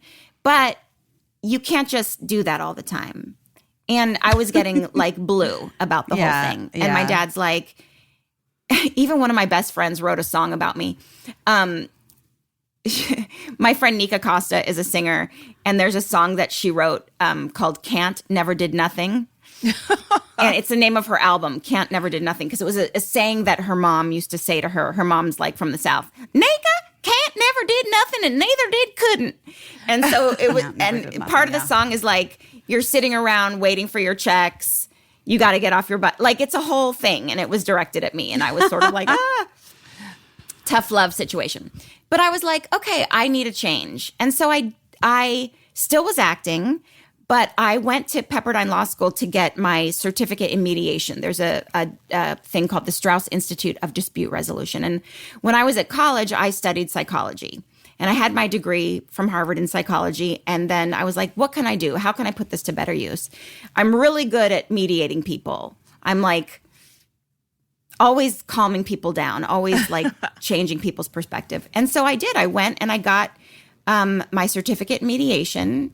And I ended up mediating cases throughout Los Angeles, like at the Van Nuys Courthouse, the Beverly Hills Courthouse, the Santa Monica Courthouse, the Superior Courthouse down in Los Angeles. I did like over 200 cases. I was invigorated by it. Like just even like the mock trials we had to do during school, like I'd come home and I was just invigorated by it. Oh my gosh. What kind of cases were they? Oh my God. It ranged from this woman suing the city of Los Angeles for getting hit by a bus. Another woman suing Citibank. Citibank suing this woman who owed them money, but she like had cancer and her dad and her husband died. And it wouldn't have mattered to them anyway. To get the money. They just chalk it up to a loss on their huge corporation thing. And I had to like, can we settle this for $1 kind of a thing? Right. Then there was this one poor man who went to the dentist and they took out all of his teeth. He only wanted like a few dentures, a few replaced teeth, and they took out all of them and he was in pain. Oh my God, I can't even get into it. Anyway, there were so many cases. And how do people decide that a mediator is the move as opposed to going to trial? That's a great question, Busy. Well, if you're at a small claims court, if it starts in small claims, that's anything under like $5,000. It might have gone up to $7,500. But anyway, if you're in small claims, before the courtroom is full of people who are there to see the judge, and before the trial, before she starts taking cases, the bailiff will say, we have mediation available to you. And then you'd get up in front of everybody in the courtroom and say, listen, you're about to go before the judge and she's going to decide one of two things. You also have the opportunity right now to come with me outside with both parties and we can work out a contract that you're both comfortable with. Some of you might not want this on your record because sometimes, there's confidentiality in doing mediator instead. It's faster. You work it out. You don't know either side could lose. It's sort of like you're rolling the dice. If you have a mediator, you can craft your own. Wait, so this is really interesting. Wait, so who pays you?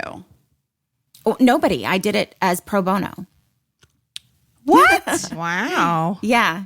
Nobody paid me. I did it for 2 years for free. I did about 200 cases, and then I was asked to join a firm. And I was the first person to join Agency for Dispute Resolution. I was asked, normally mediators are retired judges or attorneys, and I was not. Right. I didn't come from that background. I came from a psychology background. But our professor during the class was always like, I'm such a teacher's pet. It's ridiculous. I was always in the front row in pink with my little name tag. And I'd always, whenever I'm into something, I'm like super into it. And the professor, we had like judges from Nigeria flew in for this course. Like people flew in to take this course because it's a great mediation company. Anyway, we would do these mock things, and the professor, he'd be like, you don't have to be a lawyer or a judge to be a good mediator, ladies and gentlemen. And I was like the only person in the front row who wasn't a lawyer or a judge. But I was a good mediator, and it was great. And I was totally invigorated by it. And then I had an audition for a series, and I booked it, and it was 80 episodes, bought straight off the bat. And I was like, bye. Right. I loved being a mediator. It was great. And I am, like, as part of the firm, I'm happy to, like, a lot of my friends know, they're like, can you help us? Can you get us a mediator? We're getting divorced. We're doing this. And so I'm like, I have a great firm. Let me hook you up with a great mediator. But I don't do it anymore because when I got the series, acting is my number one first choice. But I did pivot. Yeah. I did have that moment of what else could I possibly do as a career? I mean, I love kids. I could have been a teacher. There were a million things I would have been interested in. Acting, of course, is my first choice. And I think I think it's interesting for people listening because you had invested so much in acting, then you made a pivot and you invested a lot in that pivot, and then you had like a choice to make again, like go back to this risky thing that makes me feel great some of the time and makes me feel blue some of the time, or like stick with this other thing that is very invigorating. Well, I think no matter what, acting is always going to be my first choice. It's my first love. It's the thing I'm most passionate about. It's the thing I feel best doing. There's nothing that invigorates me more than being on set and doing a scene that like you really get and you really do and it really feels right. That's my highest joy. Well, other than being with my daughter and all that stuff, obviously. Right. But work-wise, that's my highest joy. Yeah. And so the mediation thing, I have the skills. I did this. I studied it. I know how to do it. I could still go back to doing it if I felt like doing it. But now, it was different. I was single. And now, I just recently got married. I've only almost been married for 4 years. I met my husband when I was 47. That's so old. Which is how I know you, through your wonderful husband, Patton Oswalt. Yeah. Who is he's just the kindest person. He's a great comedian. Everybody knows him. Everybody knows he's a great comedian.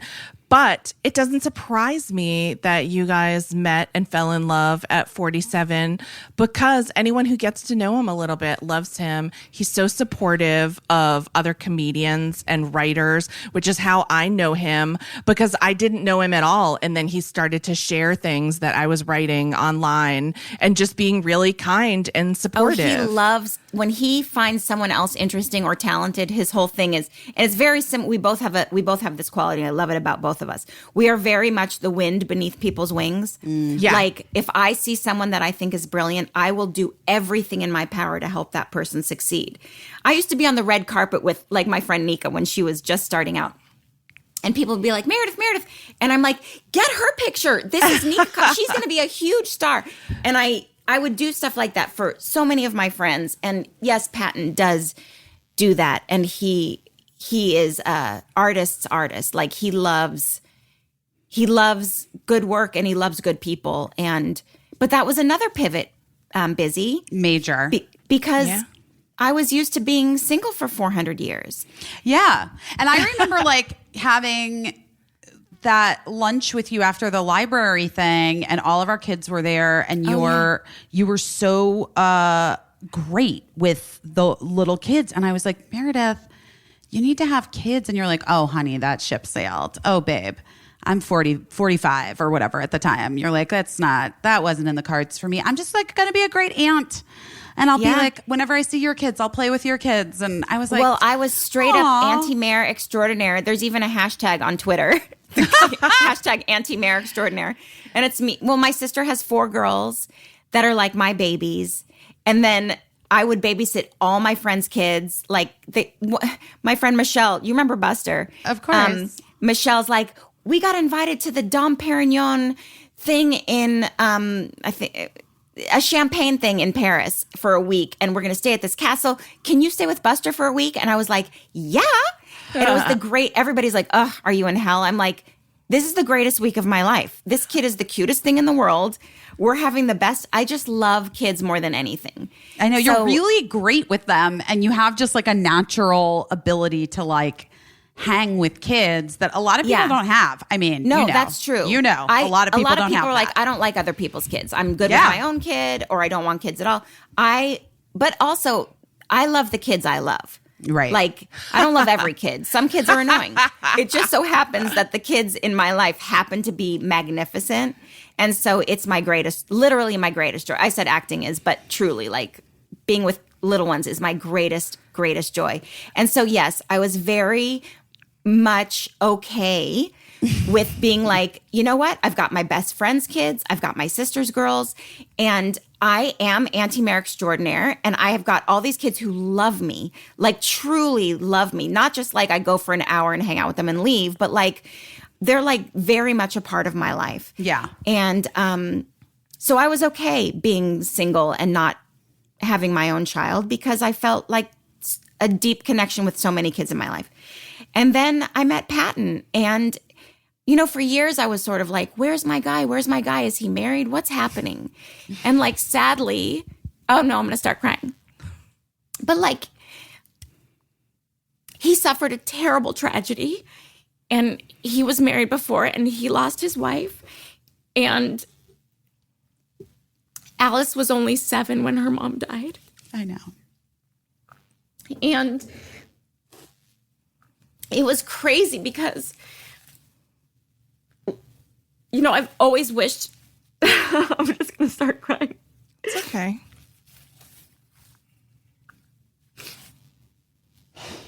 I always thought that, like, if I'm going to, I want a little girl more than anything. And I used to be like, wouldn't it be great to have a little girl? I'm so narcissistic. I'd be like, wouldn't it be great to have a little girl that looked just like me? and then there's Alice, and I swear it's like we were made for each other, and she's everything you could have ever hoped for in a little girl. It's sort of like, you know that store, American Girl doll store, and you know you can go in there and you can get a doll that looks like you and like has your personality. You can make them sporty or whatever. Give them glasses. It's like the universe. Like I put my order into the universe, and she appeared, and it's a tragedy what happened to them, but I couldn't feel more blessed to be the person. Like, if I were a mom and I died, I would want someone like me to be the mom. Yes. Like, I would be like, oh, that girl loves kids. She'll be such a good mom. Like, she'll take such good care of her. And I really believe, and Patton and I talk about this all the time, that like Michelle probably was like, I need someone amazing for Alice because she's amazing. And then she's like, who's amazing with kids? That girl right there. And then like, and Pat needs to be happy too. Like, where's a girl with big boobs? That girl right there. And then it's like, it just so happens I'm the same girl. I was gonna say that I knew Michelle a little bit as well, and she was such a lovely woman. And that's mostly what I think about when I think, you know, it makes me so happy that you are taking care of her girl. Me too. Because you know Alice- that, Mare, I've told you. Alice is an mean- extraordinary kid, and I don't say that lightly, but she just really is. And she's just one of those kids that I love hearing about. She's always doing really fantastic, entertaining, interesting things, even at a really young age. And I'm so glad that you're there to continue to make sure that that happens. Yeah, I am too.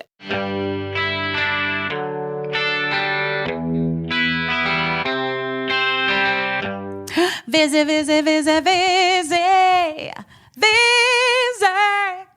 People I mean- have been sending us a lot of tagged posts when they're enjoying a Vizzy, and I love it. I love every it. time. I love it. I told you there was a bartender at Mark's birthday who brought his own Vizzy to the party. I love it. He was like, he wasn't a bartender. He was like shucking oysters. He was an oyster shucker. There you and go. he brought his own beverage. And that beverage was Vizzy. Listen, I was like, happy to have you. Happy that you're supporting Vizzy, my favorite hard seltzer. The seltzer that comes with a little something extra. Because it's the first hard seltzer. That's right, guys. You know it, with the antioxidant vitamin C. Vizzy brings something unique and delicious to the table.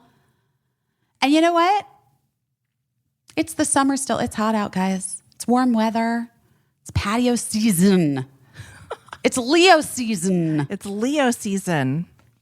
And we gotta enjoy these moments, these seasons, with a crisp and refreshing hard seltzer like Vizzy Watermelon. What? Made with real watermelon juice. It's so delicious. Watermelon, I feel like quintessential flavor of the summer. It So reminds good. me of childhood, but now in an adult hard seltzer beverage. Magic. And just because it's watermelon, real watermelon juice, doesn't mean they left out the antioxidant vitamin C from the superfruit acerola cherry. You know that's in there too. We love that acerola cherry. The new variety pack includes 4 delicious flavors. Blueberry watermelon, yum. Kiwi watermelon, okay, yes. Passion fruit watermelon, please. And mango watermelon, that's my fave. It's delicious. And like the lemonades are classic. I feel like lemonade is for July and watermelon is for August. I don't know. Correct. Correct. Is that the fruits have their own I think months that's to me. I think that's what Vizzy wants for you too. Anyway, it never hurts to add some vitamins and antioxidants into the mix. With Vizzy Watermelon, you can enjoy refreshment and the antioxidant vitamin C. And at 5% ABV, 100 calories, and 1 gram, just 1 gram of real cane sugar per can, every sip of Vizzy is exhilarating. So upgrade your hard seltzer to Vizzy. To find out where you can purchase Vizzy, go to VizzyHardSeltzer.com/busy. That's VizzyHardSeltzer.com/busy. To get updates on our latest flavor drops and more, sign up for our emails at VizzyHardSeltzer.com/subscribe. That's VizzyHardSeltzer.com/subscribe. Guys, you got to be 21 and older to drink this stuff. Come on. obviously. Do you know why free trials renew without your consent? Yeah, it's a scam. Yeah, I mean, it's a business scam, and they're out to get you. And I don't think you should let greedy corporations pocket your money. I think you should download Truebill to take care of your subscriptions. Truebill is a new app, and it helps you identify and stop paying for subscriptions you don't need, want, or honestly, maybe you just forgot about. That's me. That was me too. I had about 1 million of them. On average, people save up to $720 a year with Truebill. Here's what I'm saying, guys. Those companies make subscriptions very hard to cancel, and Truebill makes it incredibly simple. You link your accounts, and Truebill will cancel your unwanted subscriptions in one tap. And your Truebill concierge is there when you need them to cancel unwanted subscriptions, so you don't have to deal with it. Just all in one place, just tells you everything, boom, boom, boom, that you're paying for every month. Also, like here are some things that have happened to real people using Truebill.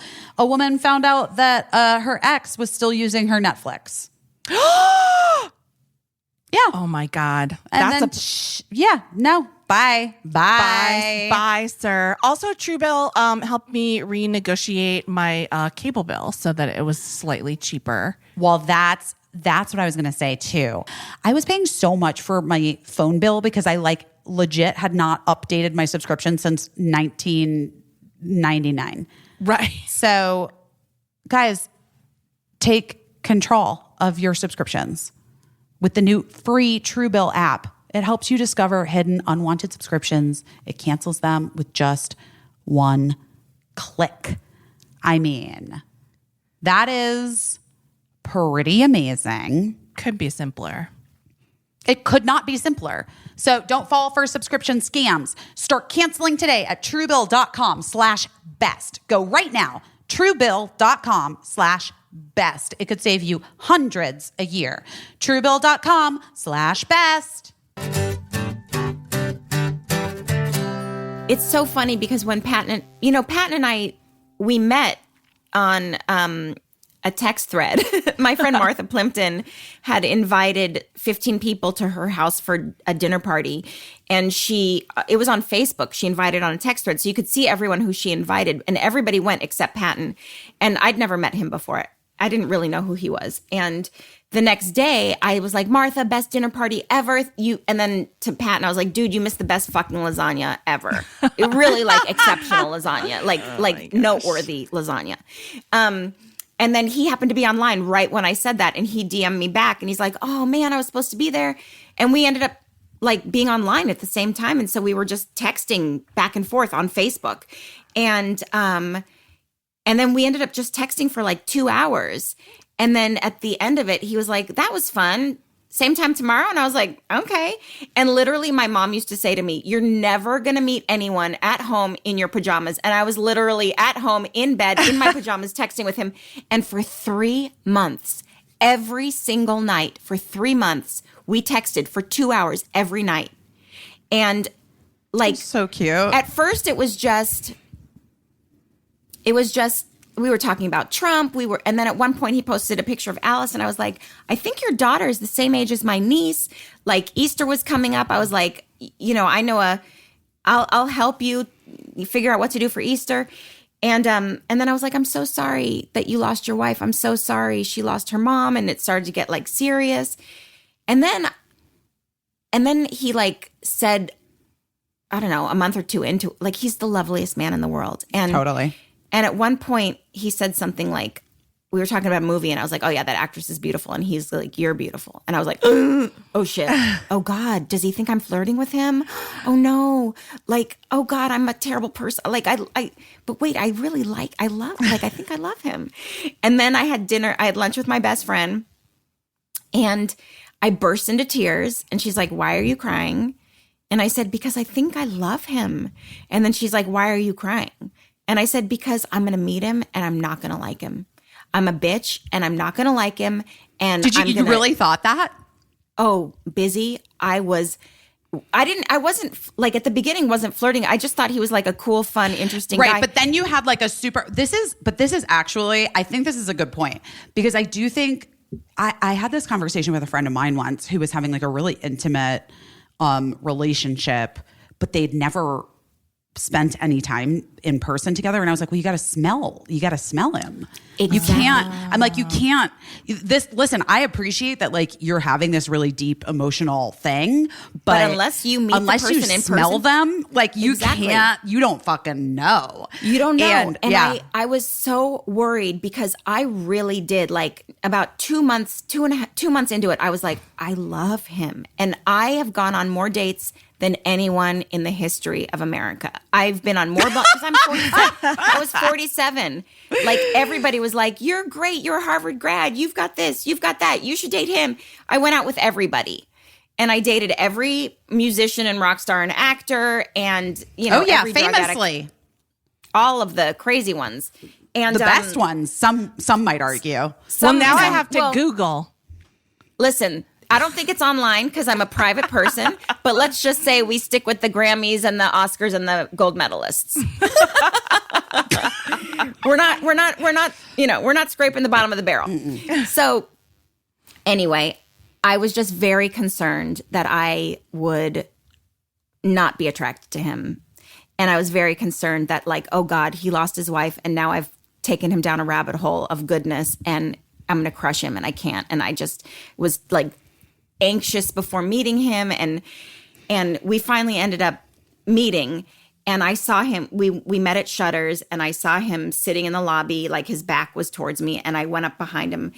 I was so stressed. I put my hand on his back, like he didn't turn around. I kind of like pressed my hand in harder on his back and he didn't turn around and I was like, and then I kind of looked around and I was like, oh, you're so cute. And all of us, and he goes, you're beautiful. And then all of a sudden, like this wave of heat came over me and I started sweating and I was like, oh my God. Oh my God.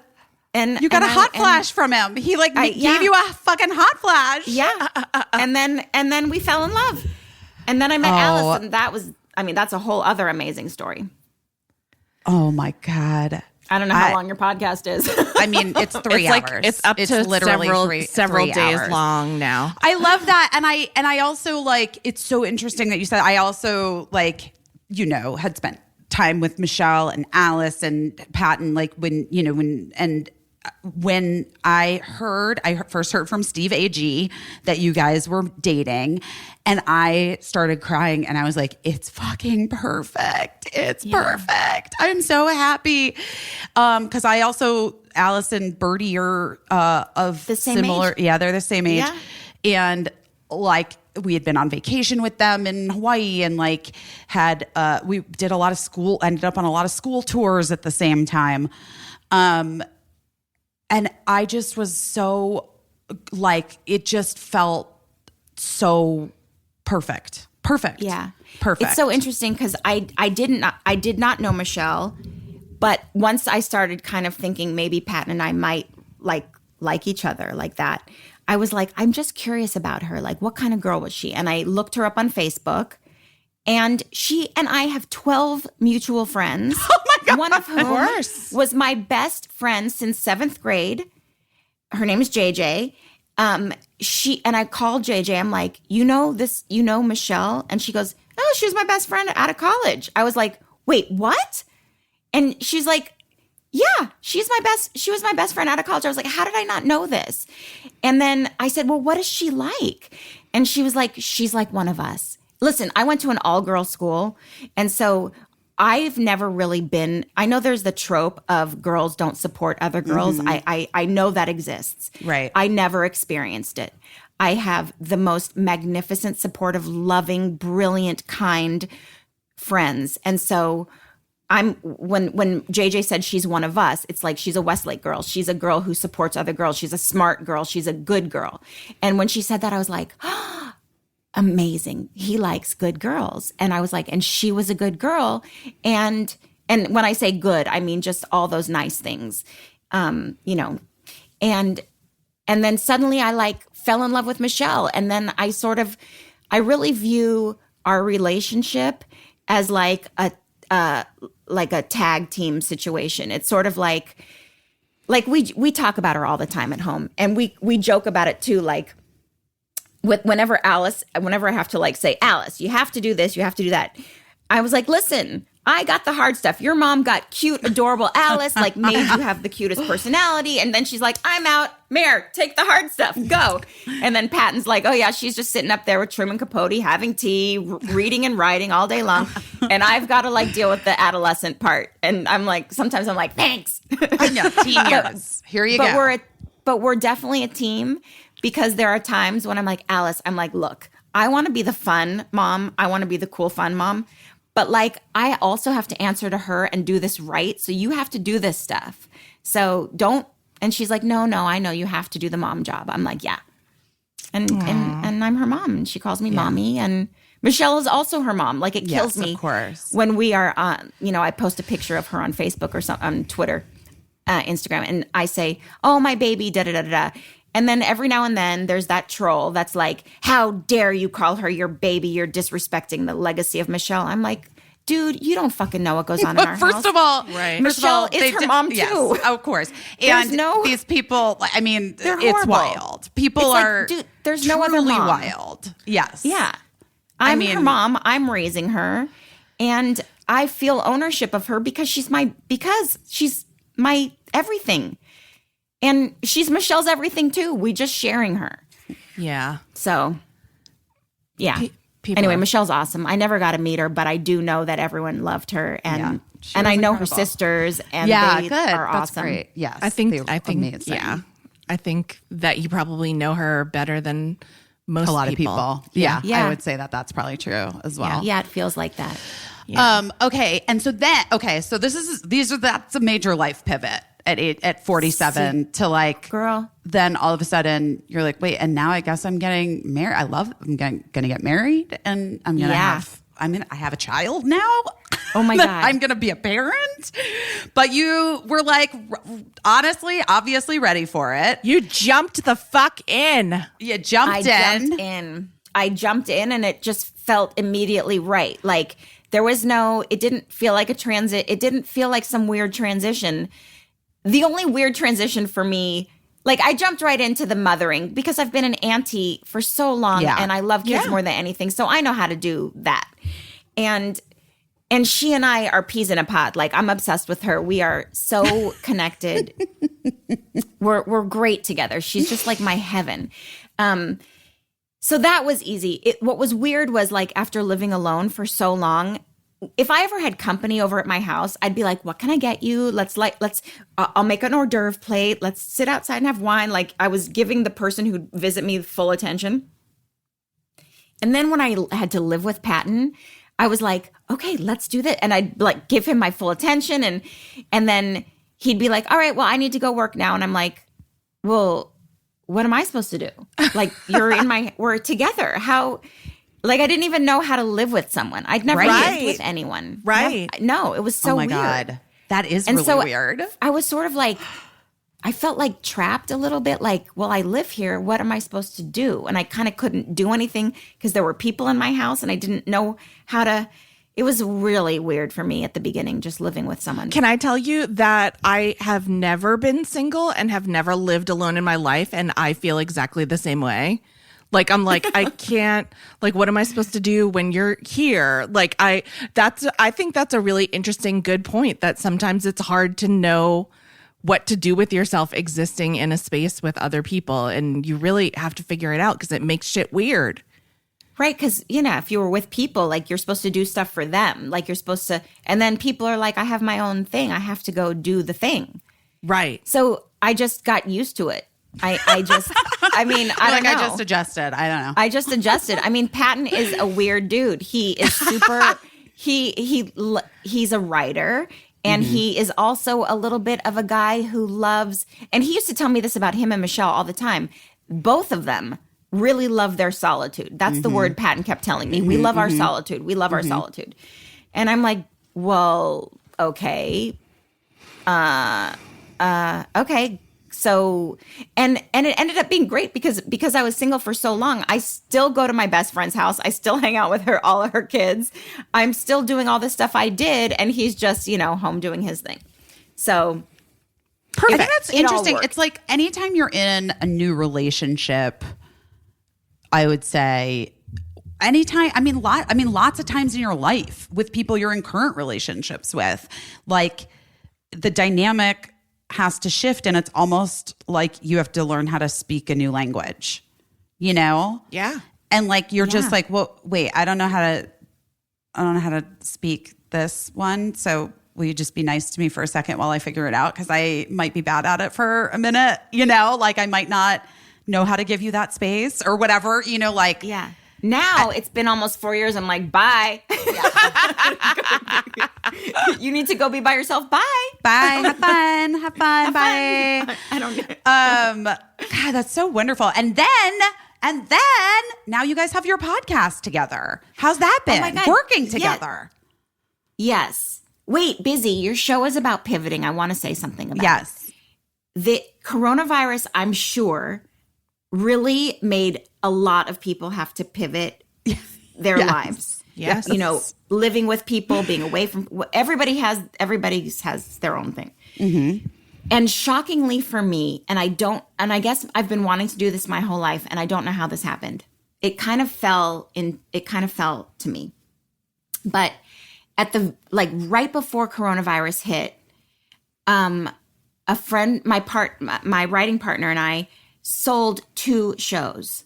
Like, I've never produced a show before. And we had these amazing ideas. We worked so hard on them. We sold 2 shows. All through coronavirus, we've been writing and, we pitched to all the networks and and everything's in negotiations and all that kind of stuff. But, like, that all was happening. So it wasn't just me being an actress, and it wasn't just me being a mom, and it wasn't just me being a wife. It was like, oh God, shit. I am also now a producer, and I'm producing this podcast with Patton, and I'm producing these 2 shows with my writing partner. And then there was the election, and I don't know how this happened, but suddenly I became like queen fundraiser for, the Biden administration and then working on the Biden task force to get messaging out to, and then somehow I got asked to be on the board of this PAC for Democratic women called Vote Mama, which is an amazing PAC. And then some tech company was like, can you be an advisor to our tech company? And all of a sudden, all of these random, weird, crazy jobs that I would have never even considered kind of happened. And I became like a boss. Like, I became like a boss person, and it's so crazy. But I love it too. You're doing so much. I mean, well, that also, to me, I got to be honest, I don't know, Mer, there's something about, like, living your life in, like, the truest way that then opens up, like, all the other doors and windows and 100% skylights. I feel like once I married Patton, and he literally loves me just so, the support and love we're just so, it's so wonderful that this is my theory about marriage. When you are truly with someone that loves and supports you, there is more freedom in your life once you're married, because you are supported and loved, which gives you the opportunity to go, I'm safe, I'm okay. And everything you could want, you can go towards, because because there's someone else who's got your back. Yeah, and everything, and you attract things toward you because people, it's like it's like a scent. Why am I talking about smelling people because today? It's true. But you know what I Really, mean? It's like scenting is smelling totally people important. today. Smelling people. But it is like, it's like people can see it on you. They can feel it coming, like, radiating from you. And so they're like, oh yeah, let's have her do it. Let's have him do it. Like, that person seems like really that's how I solid think and in about a great you. place. Like, yeah. all this, your whole, like, Instagram, I don't know how you changed your life.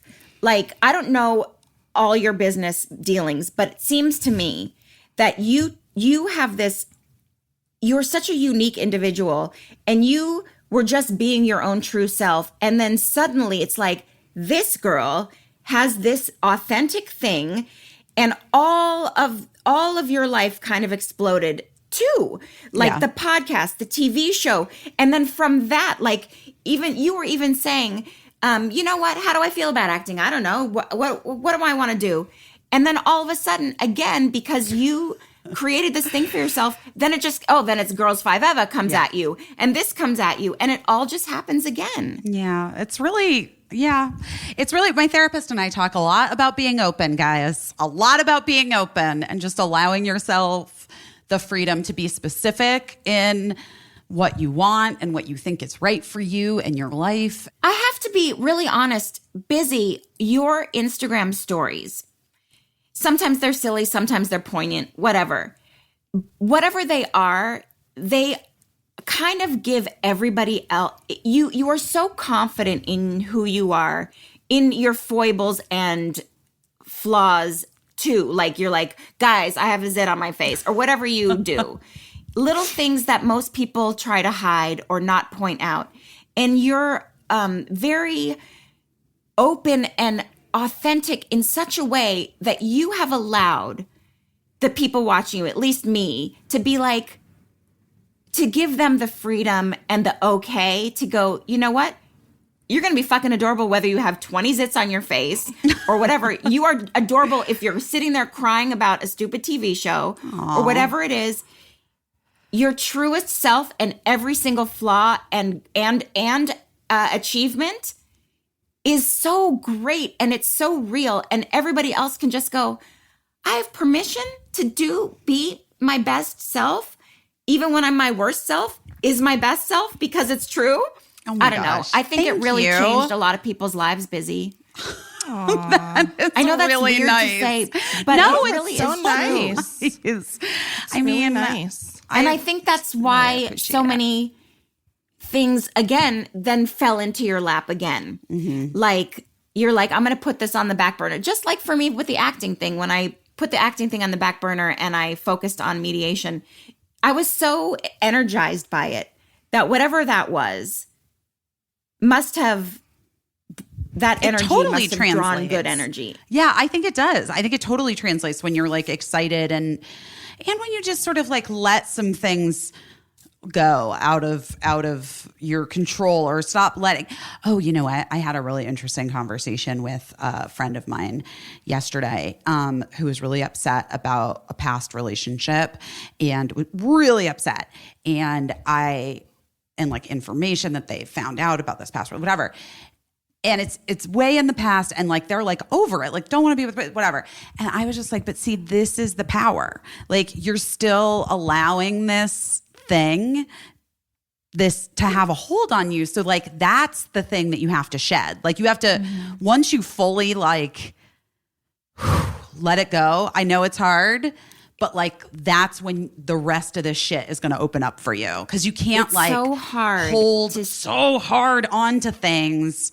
Even when you Right. think you're not, you'll something will happen. You'll find out how you really feel. It's like that old thing where, like back in the day when I was of wanting to have children age, and like, well, you know, again, I'm like ship has sailed. It's never happening again. But like when I was like in my late 20s and early 30s, and like we would always say like, well, take the test. You'll find out how you really feel about having a baby, right? Like if you really Right. want to, you know. Well, anyways, that's a bad analogy. Take Caissie, what test to find out if you want a baby? a pregnancy test. A pregnancy like, test. You know, like I'd be like, I don't know, is it like the right time for my career? And then it's like, well, I'll just take the test and then I'll see how I really feel. You know what I mean? Because then you'll take the test and it's not pregnant and you're disappointed. Right. And It's you're like, like, when they say when you really want to make a decision and you really don't know what you think, flip a coin. Heads is one answer, tails is the other answer. and you that's will how you know what yes. You Yeah. know your answer when it's in the air. You're like, oh God, please let it be heads. Yes. Okay. Thank you, Meredith. That's much better. This isn't an analogy for kids, but my test for kids is to pay attention to how you or your prospective co-parent treats a child ahead of them in like the grocery line. Ooh. Like if the person Wait, by the way, this is good for people listening who maybe don't have kids yet. I want you to hear what Caissie just said. And if you're like with someone that you're like contemplating having children with, fucking pay attention to that, because pay attention. we're of the age now where people like separate or divorce. And I am just like, I've seen so many people where we've been like, yeesh. Yeah. That's a bummer that you Yeah. had kids with that person, because Right. that I person's in paid- your life forever and they're not kind. You When know? I've been with my husband since I was 18, and since I was 18, I have watched him behind every type of child in a grocery line and observed every way he's been to a child, including laughing at them when they're being funny, trying to commiserate with them when they're crying, you know, trying to like intervene with all of his heart when it's not going so well, you know, just like sending like, it's going to be okay, mom, and screaming baby vibes to whoever. And that was like, that's why I always knew, like, if I'm going to have kids, it's got to be with this guy, because, you know, whenever I turned around and saw like a baby lifting up their shirt to show their tummy, and then he lifted up his shirt to show his tummy, I was like, that's it.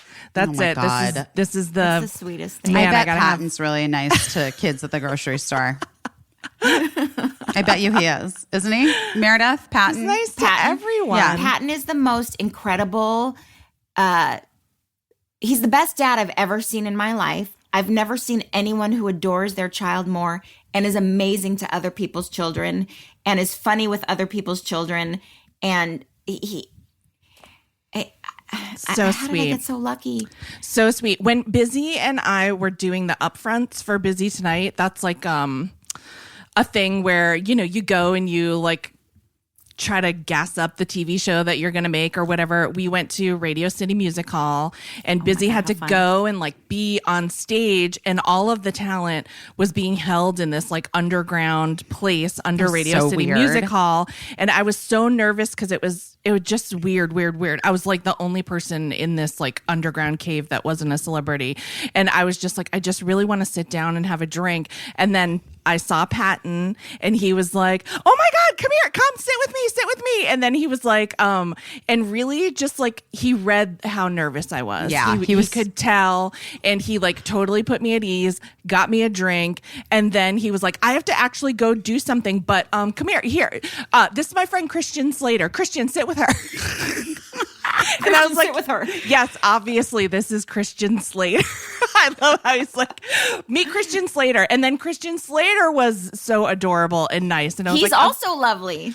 of course they're friends. Yeah, he just was telling me stories about being like a child actor and performing in Radio City Music Hall and how my weird it was God. for him to be back in the bowels of Radio City Music Hall. But I was just like, I can't believe that Patton Oswalt just introduced me to Christian Slater, and I'm just sitting here like trying not to barf up my cookies.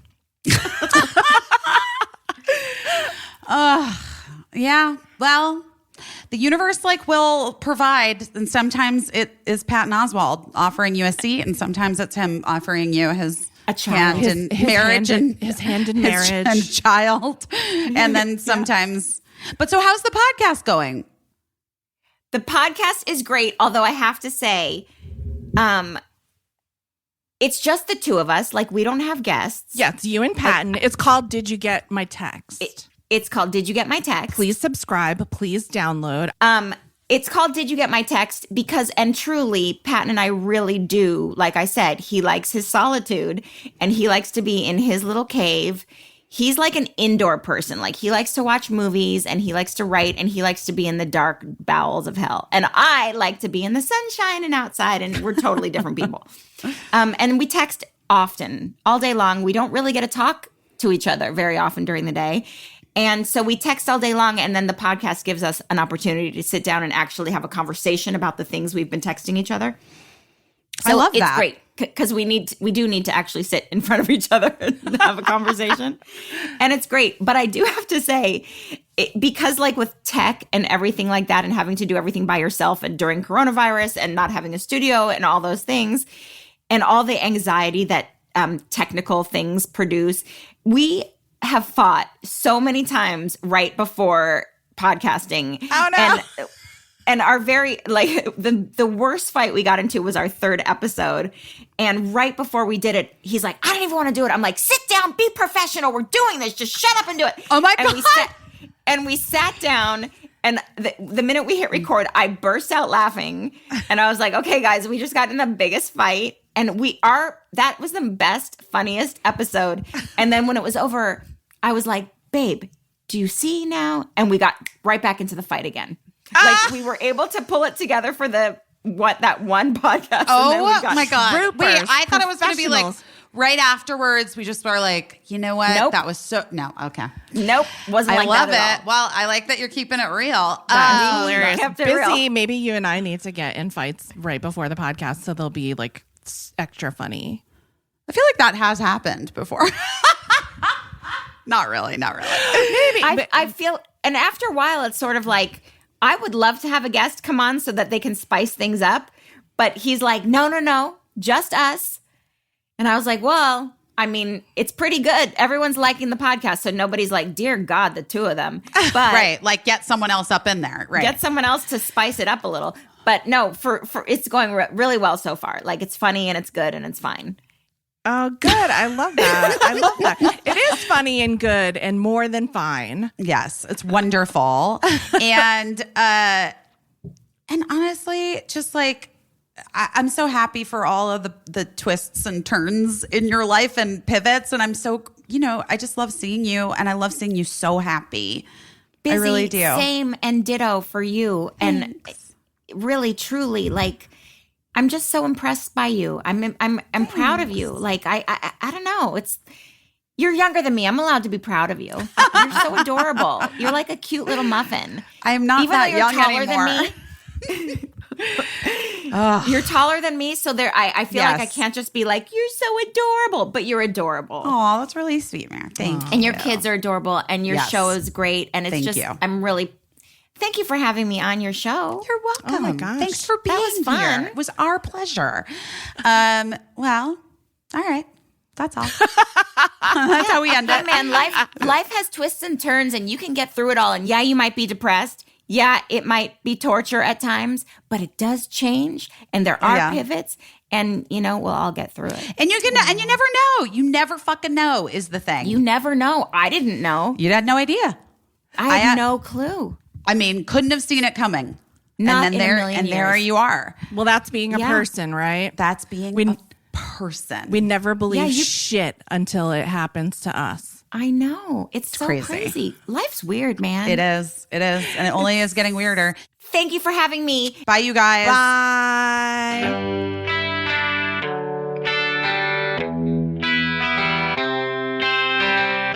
Oh, yeah. Still recording. Fantastic. Oh, good. So good, guys. So good. So good. So good. Anything else happening in the world that we should discuss? I mean, everything is happening in the world. We just, we're thinking and sending good wishes and help to Haiti if we can.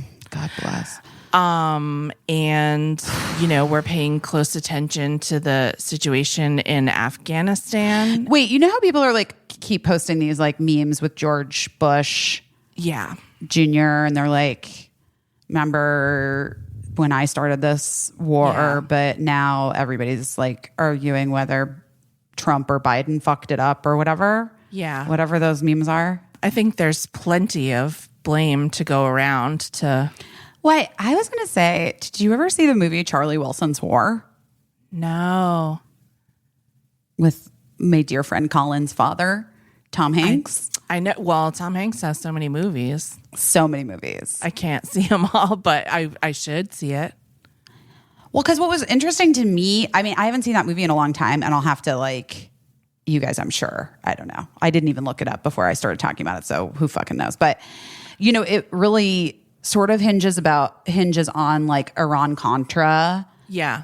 And, I mean, we've been fucking up with the Taliban literally since 1972. Right. It's not, this is a failure on the American government's part for sure. Yes. But it goes back decades and decades and decades now. Yeah. Yeah. And I think also, it's a macrocosm of a lot of things we talk about in general, but on this podcast here is that one of the ways in which we have fucked up is that our mission in Afghanistan seems to have centered the United States and how these things affect the United States. And so everything from the really long war there to now us pulling out of Afghanistan as the country is destabilized and the Taliban is taking over Again. And even now, even with the benefit of any kind of perspective, years of perspective, just a lot of people online are sharing opinions because like with COVID vaccines, everybody's become an expert in our history with Afghanistan overnight, and everybody has these really authoritative. That's Busy brushing her hair, by the way. You don't have to put this part in. You're the one talking. Sorry, it's distracting to you. No, it's fine. But Can I interject for 1 second? Yeah. I just have to say that my hair, guys at home, my hair is now at the point where if I don't finish combing the knots out from the shower, Yeah, that's they're it. stuck. Yeah, they're stuck in It's there. done. Yes. So I have You have to do legit, it. I believe, 5 to 7 more minutes before it's a lost Before cause. it's a disaster. Yeah. Right. And it exactly. almost, honestly, might already be a disaster as I'm right. looking at my hair. So just brush on and I'll carry on. I'll continue. Yeah, so so people are now have really strong opinions on Afghanistan, and it's like it's not something that I think we all know as much about as we should. So you didn't watch Charlie Wilson's War. but even at that, like a lot of, so this woman that I know and really admire, Sarah Hagi, she is a writer, and she is the person that coined the very viral phrase, God give me the confidence of a mediocre white man, which then, as I was pointing out to Busy, a bunch of white ladies were like, hey, that is really smart. Let me put that on a tote bag and sell it on Etsy. So if you ever bought that t-shirt or you ever bought that tote bag, that quote originally came from Sarah Hagi. I think it's like the most stolen quote, or unattributed quote on the internet. But anyway, she wrote this thing for the new Gawker just about, it's like, it's trenchant. I don't want to say it's humor. I think it's trenchant observations about what people are talking about in terms of Afghanistan, and she was really just like aggregated a bunch of tweets, and a lot of them are from white people and white Americans just being like, oh, this is how this affects me, and this is how it's making me feel, and it's not it. So, that's another thing I've been doing my best at, is just trying to find out some really smart voices, some women that are actually authorities on the situation, what's going on over there, to just follow and learn. My friend Maysoon Saeed is a comedian and a disability advocate, but she also knows a ton about the situation over there. And she's been lobbying to become one of the voices on The View, because she's like, who better than I to talk about this? But yeah, there's a lot of. Don't you know someone over there that could get her that job? Get into it. Maybe. Come on. I'll just make some calls. Make some calls about. No, I'm serious. You know people. I mean, I haven't looked into who's running The View in a long time, but I mean, I possibly. don't know who's running. I'm just saying, you know people. Yeah, sure. Oh, boy. But anyway, Well- yeah, that's, I mean, is that something that's fun to talk about? Guys, I feel know. like this podcast is a real downer. I don't know. I thought your blood story was good. Well, I mean, it's fully traumatized my son, I'm sure. I thought that me watching the documentary Val No, that was uplifting. You're right. is great. I could stand to be uplifted. Oh, here's some happy news. Pete Buttigieg and Chasten.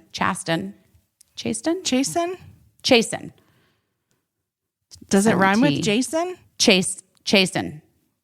Yeah, that's right. Chasten and Pete Buttigieg just announced that they've become parents. That is exciting. Yes. They were overjoyed to share that we've become parents. The process isn't done yet, and we're thankful for the love, support, and respect of our privacy that has been offered to us. We can't wait to share more soon. That's cute. I think that's so exciting. I think Chasen, if I'm saying this properly, I think they'll both be great dads, but I think he will just be like a knock it out of the park type dad. He just seems like I want him to be my dad. So yes, I love, well, yeah, they're very cute. That's cute. That's he cute. just seems like he has a real good head on his shoulders, a real nice sense of humor. And obviously he must be patient as hell to be the spouse of someone running for president. So there you go. And I know Kamala and Doug love Chasen. So What's not to love? I know not to Mandy love? Moore loves Chasen Oh, okay. There and you go. Pete. They're good friends. Oh, okay. You know what's funny? I like literally like the only thing I like presidential in person thing I went to during the primaries was a Pete Buttigieg event because Mandy was like, come to this thing, blah, blah, blah. And I love Mandy. And so I went, and yeah, I mean, that's my story about that, guys. That's my story. And it is a good one. Was it a good one? No, not great. It was more of a fact than a story. Can I tell you something though? What? I don't understand. They're like, we'll take pictures for you. And so I like took a picture randomly with Pete Buttigieg. And then you never got it? No. That happened to me once at a Behind the Music with Chris Isaak as well. There's some really cute photos of me and Chris Isaak from the 1990s out there somewhere that I never received. Guys, how are you all hanging in there? What are you feeling about back to school? What are you feeling about people reaching out to me? They're like, are you doing your featured teachers thing? I'm like, guys, I don't even fucking know where to put money at this point. I'm like, I want to help you clear the lists, but like, don't you just need people to advocate for you to have masks? Like, what am I doing? Right. Sorry. I'm sure teachers are feeling that way too. It's like, I'm just reading about how many classes were back for like 4 days and now they're back out of school and quarantined, and how many cases. It's fucking terrifying, frankly. But I will say, can I tell you something? This is what I don't understand. What? Anything about how anything is happening or being handled or how anyone is doing anything or why. It's so fucking infuriating. It's infuriating because we are, that's what freedom is, right? Everybody has a right to believe what they want to believe, and there is no consensus. And it doesn't seem to matter that people are like, here are the facts. Like, it's that argument. And like, we've been talking about COVID every week, but it's like a friend of mine who came really close to dying from COVID, and was in the hospital, and like his family was told, like, this is it, this is going to be it. So say your goodbyes. And somehow miraculously, like he would say it's a miracle, I think, that turned it around. And, and he's saying what I'm seeing a lot of people saying, like, if you don't believe in the science of the masks and the vaccine and everything, then you don't need the science of the hospital when you get sick. Right. Leave it for someone else. But then that's not what people who serve the public and who take that oath do. Hippocratic. It's a Hippocratic oath. Which is not a hypocritical oath. But that's what's frustrating, because I feel like this is the situation we're in this country. Everyone who does what they're supposed to do and who does things for the greater good winds up shouldering the burden for people who just, we've all done a school group project. We know, like you'll do your best, and then in the end, you'll do the work for someone else too, because it affects all of you, including yourself, but there's always going to be a school project shirker. There's always going to be someone who thinks it's not your concern to worry about their health, and that your health isn't their concern. There's always, the fucking ant and the grasshopper story. There's always going to be grasshoppers, Is the grasshopper the one that was bad? Yeah, he was a dick. Yeah, he is playing, the grasshopper's like playing fucking around. The viola or whatever. Yeah. No, a fiddle. He's playing a fiddle. That grasshopper fucks around and finds out. And then in the end, does the ant share his shit with the grasshopper or let him die? Yeah. He does. Of course. So, we're all ants. We're all trying to get these vaccines, trying to get immunocompromised people to get their boosters. And then that's a whole thing because people elsewhere on the planet haven't gotten their first vaccinations yet. I know. It's hard to coordinate a whole planet,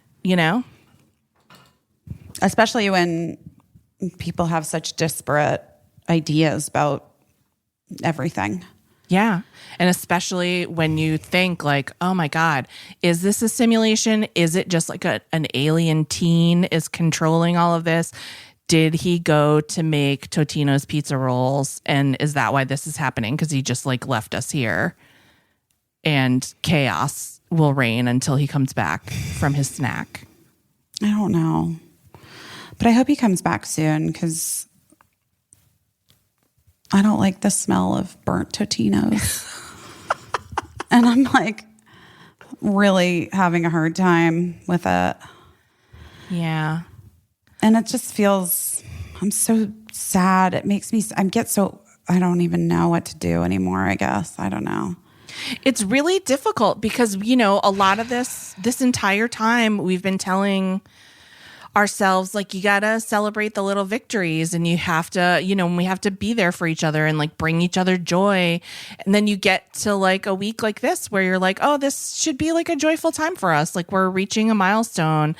And who, just you and me personally? Yeah, just like we reached this 1 year milestone on this podcast or whatever. That's like that's a small cupcake worthy celebration, you know? And it feels weird because there are so many more important things going on, you know? It's hard to hold it all. It's hard to hold it all. And so we're trying to help each other hold it all. And it's really hard when, you know, then you feel like other people are trying to slap things out of your arms and, you know, just make things harder than they need to be. And, you know, a ton of hypocrisy with people being like, you know, I want to be free to do this, and this, but also I want to terrorize you because you're doing something you should be free to be allowed to do, you know? Well, yes. That's the thing, like, I never fucking understand. I just don't get it. So fine, whatever. You want to be a fucking selfish asshole, American exceptionalism. You fucking believe all of the you do your own research. By the way, I do maintain Do Your Own Research is a fucking great podcast, and we should just do it. Should we just change this podcast to Do Your Own Research? Can we change the name and keep the code the same on the like thing that goes out? Maybe. Let's just do it. I'll look into Fuck it. Fuck this shit. Let's just do it. I remember once, like, this girl that I was friends with, her Instagram, like a normie, a regular human, her Instagram got hacked and taken over by some just like random person in another country. Okay. And like all of a sudden I was like scrolling on Instagram and I'm like, what in God's name is like go with God inspirational quotes or whatever it was? It was like so wild out of nowhere. And it was her like IP or whatever. Yeah. But they had just changed the thing. So strange. That is so weird. And then also like in 2021, sometimes I think that someone got hacked and it turns out that they just started doing their own research and they went off the rails. I'm so fucking sick of these fucking do your own research motherfuckers. Sorry, guys. Do your own research. I got some research for you to do. Come over here, baby. Come sit next to me. No, I actually don't. Actually, stay far away from me. Do your own research. It's very wild. It's really strange to see somebody that you knew kind of like turn into a different person. But I think we've all had that experience too. Wait, also, can I tell you something crazy? What? I was looking through pictures because, you know, I don't have any fucking organizational skills in my iPhoto. Yeah, I don't either. And it bums me out. I wish that I had, I don't know, like an assistant that could help me with this. You need a photo assistant. Sure. I'm not paying for that at this point. Anyway, listen, the point being, I was going through photos and I wildly found a fucking text exchange with someone around when my book was being done. Yeah. Not when my book had come out, but like before that. And I read it and like, I would be scared of me, I think. Do you know what I mean? Like, I am like... You can be scary. I can be scary. And when I'm like... If you've given... Like, I am very generous of spirit. Very generous. Yeah. I can forgive, literally, I think I can forgive most things. Yeah, and you have. I have? Listen. Exactly. Real talk. Sometimes I see you being nice to people where I'm like, I wouldn't. you know? Yeah. Where Yeah, I'm just exactly. like, I mean, I'm glad that she can stay on friendly terms with that person, but I probably wouldn't be that friendly. Yeah, you've seen it. You've seen it in action, guys. So I'm not just like telling you something that I wish to be true about myself. Like that is actually, I am a person. Yeah. Michelle always says it about me too. Yeah. She's like, I'm always like so astonished at how you can just like, how you are able to do this thing. You know, you like let things go. But here's what I am going to say. That when I fucking cross over to the other side. That's it. You do not want to get an email or a text from me. YADTM. What does You that are mean? dead to me.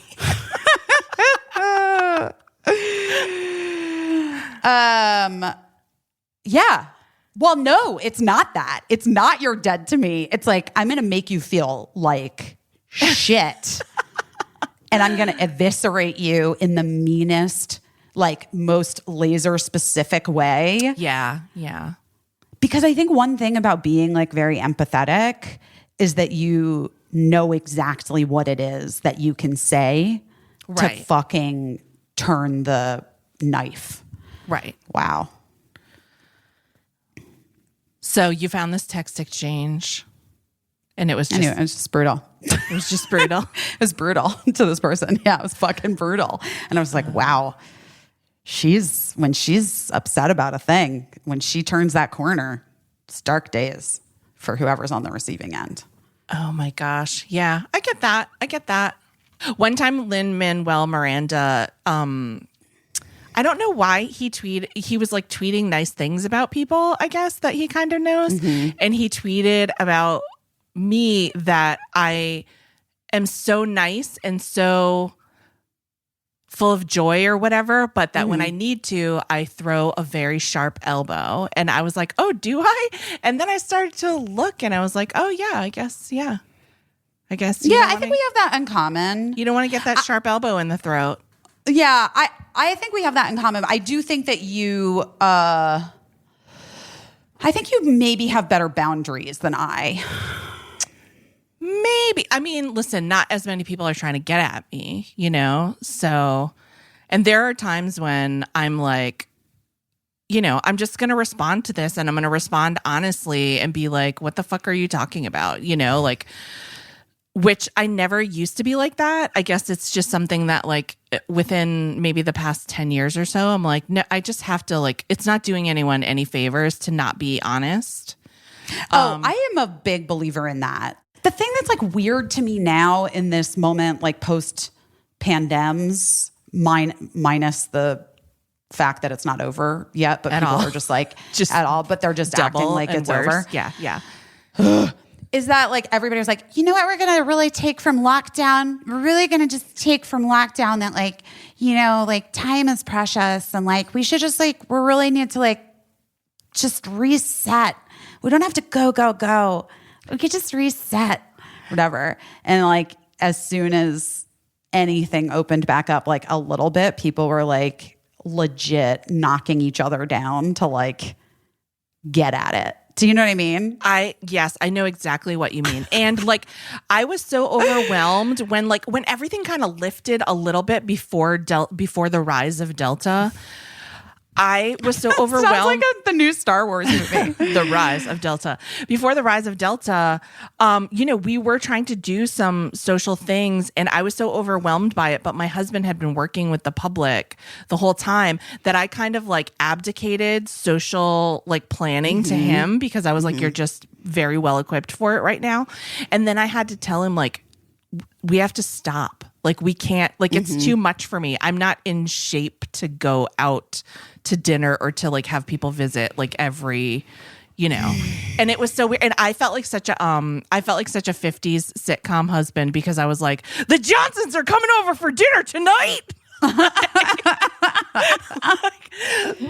Like you've seen it a million times on like black and white sitcoms, and I was just like, oh, what the, you know, just like exhausted by the idea of like having to pull my shit together and like put out some Thai food that we ordered or whatever. But like I had to tell my husband, and he was so hungry to have interactions with friends who weren't just Gonna you know yell at him. Yeah, you know, and yeah, exactly. And so because he had also and he deserved that. And then Yes. meanwhile, like I was just like a soft mollusk who was like, I can't with people, too much people. I mean, I had a really. I think that people who ended up like going to jobs and working during this past whatever it's been 45 years that we've been in this pandemic. Yeah. I think that is it. It has been a wholly different experience for me coming out of it because I had already adjusted to. It had already become normal since I was shooting Girls Five Eva to like be around people, to get tested constantly, to like wear masks, to wash your hands. But just like a new way of interacting in the world had already become normal. Yeah. I don't know, man. I'm at a loss. This has been a real fucking year to do anything, to start 2 anything. years. Yeah. I mean, you and me, this podcast. Oh yeah, I forgot already. See, you already fucking forgot. Should we do something? Should we have like... Should we slam a door? No, that's Gina. Did you slam a door? No, she's scratching. Oh, she wants to open a door. Oh, wait. I do want to say this, and then we should just go because, you know.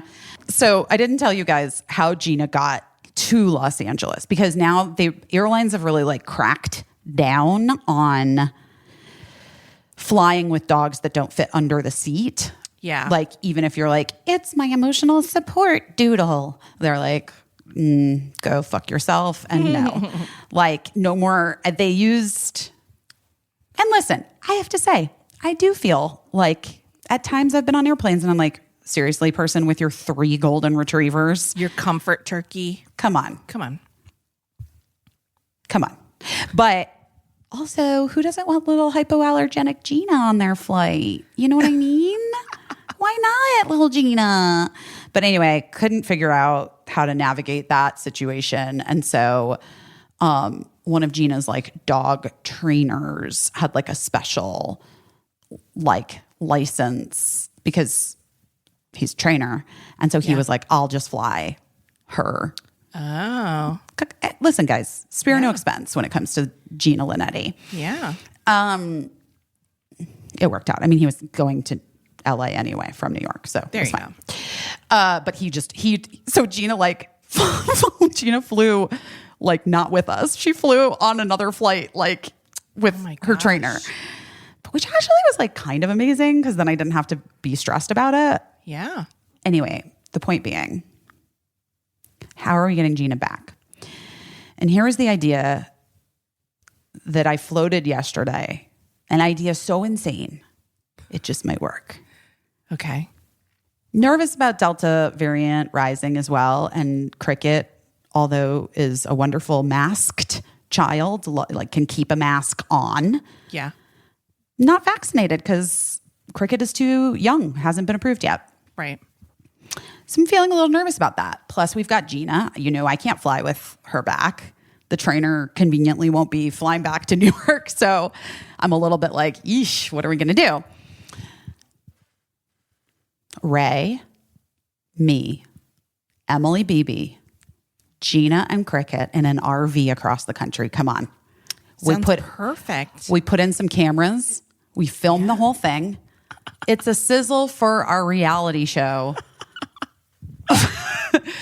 of us traveling around the country, seeing sights. Just a bunch of people who are bad at that exact thing, plus an 8-year-old and a doodle. Sounds perfect. Sounds entertaining. I mean, it's insane. It's not going to happen. But I did pitch it, and Ray was like, yeah, I don't think that can happen. And Emily was like, could I still do my work conference calls on the RV? And I was like, Emily, I don't know. And then she was like, well, if I can, then yes. If I can't, then no. And I was like, okay. I think you can. Wouldn't it be fun? Do you want to join? Would you do it? I totally would because I would love to see my mom, who I haven't seen in a couple years. You could years. be a producer. And then oh my God, wait, listen. We rent the RV. Yeah. How long is it going to take us? A week? Yeah. So, September 9th is when school starts. So we just have to time it. Go before then. Then Eli hops in that RV, throws his stuff in it with you, and you Comes guys drive back. There we go. I don't know. Done. I think we have a plan. Done and done. Sounds great. Just to get a dog and an 8-year-old and an unvaccinated 8-year-old across the country. No, I mean, Cricket will be okay flying, I know, but I just am like nervous.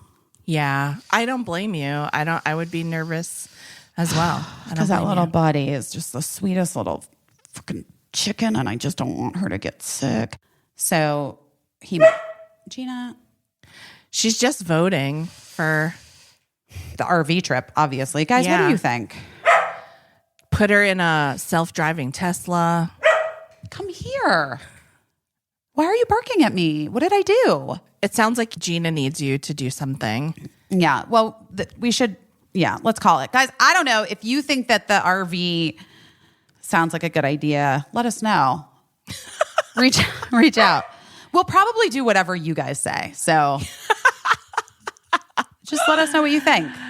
Yeah, I mean, listen, they're going to say the RV is a good idea. Also, merch. Check out the merch. Busy posted pictures. The merch. I mean, I really posted a lot of the pictures. You did. You Posted pictures, but people still had questions. If you have questions, ask Brave Gowns, read the size charts. They're very helpful there.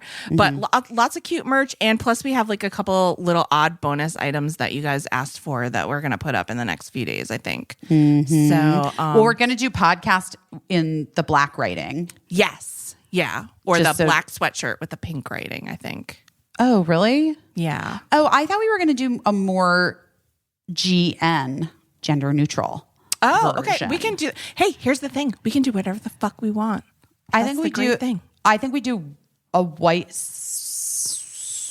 a white sweatshirt with black podcast in cursive. Okay. Yeah. Okay. Or we could even change the font. Yeah. Whatever. We could do. You tell us. That's my favorite font. I love that one. Me too.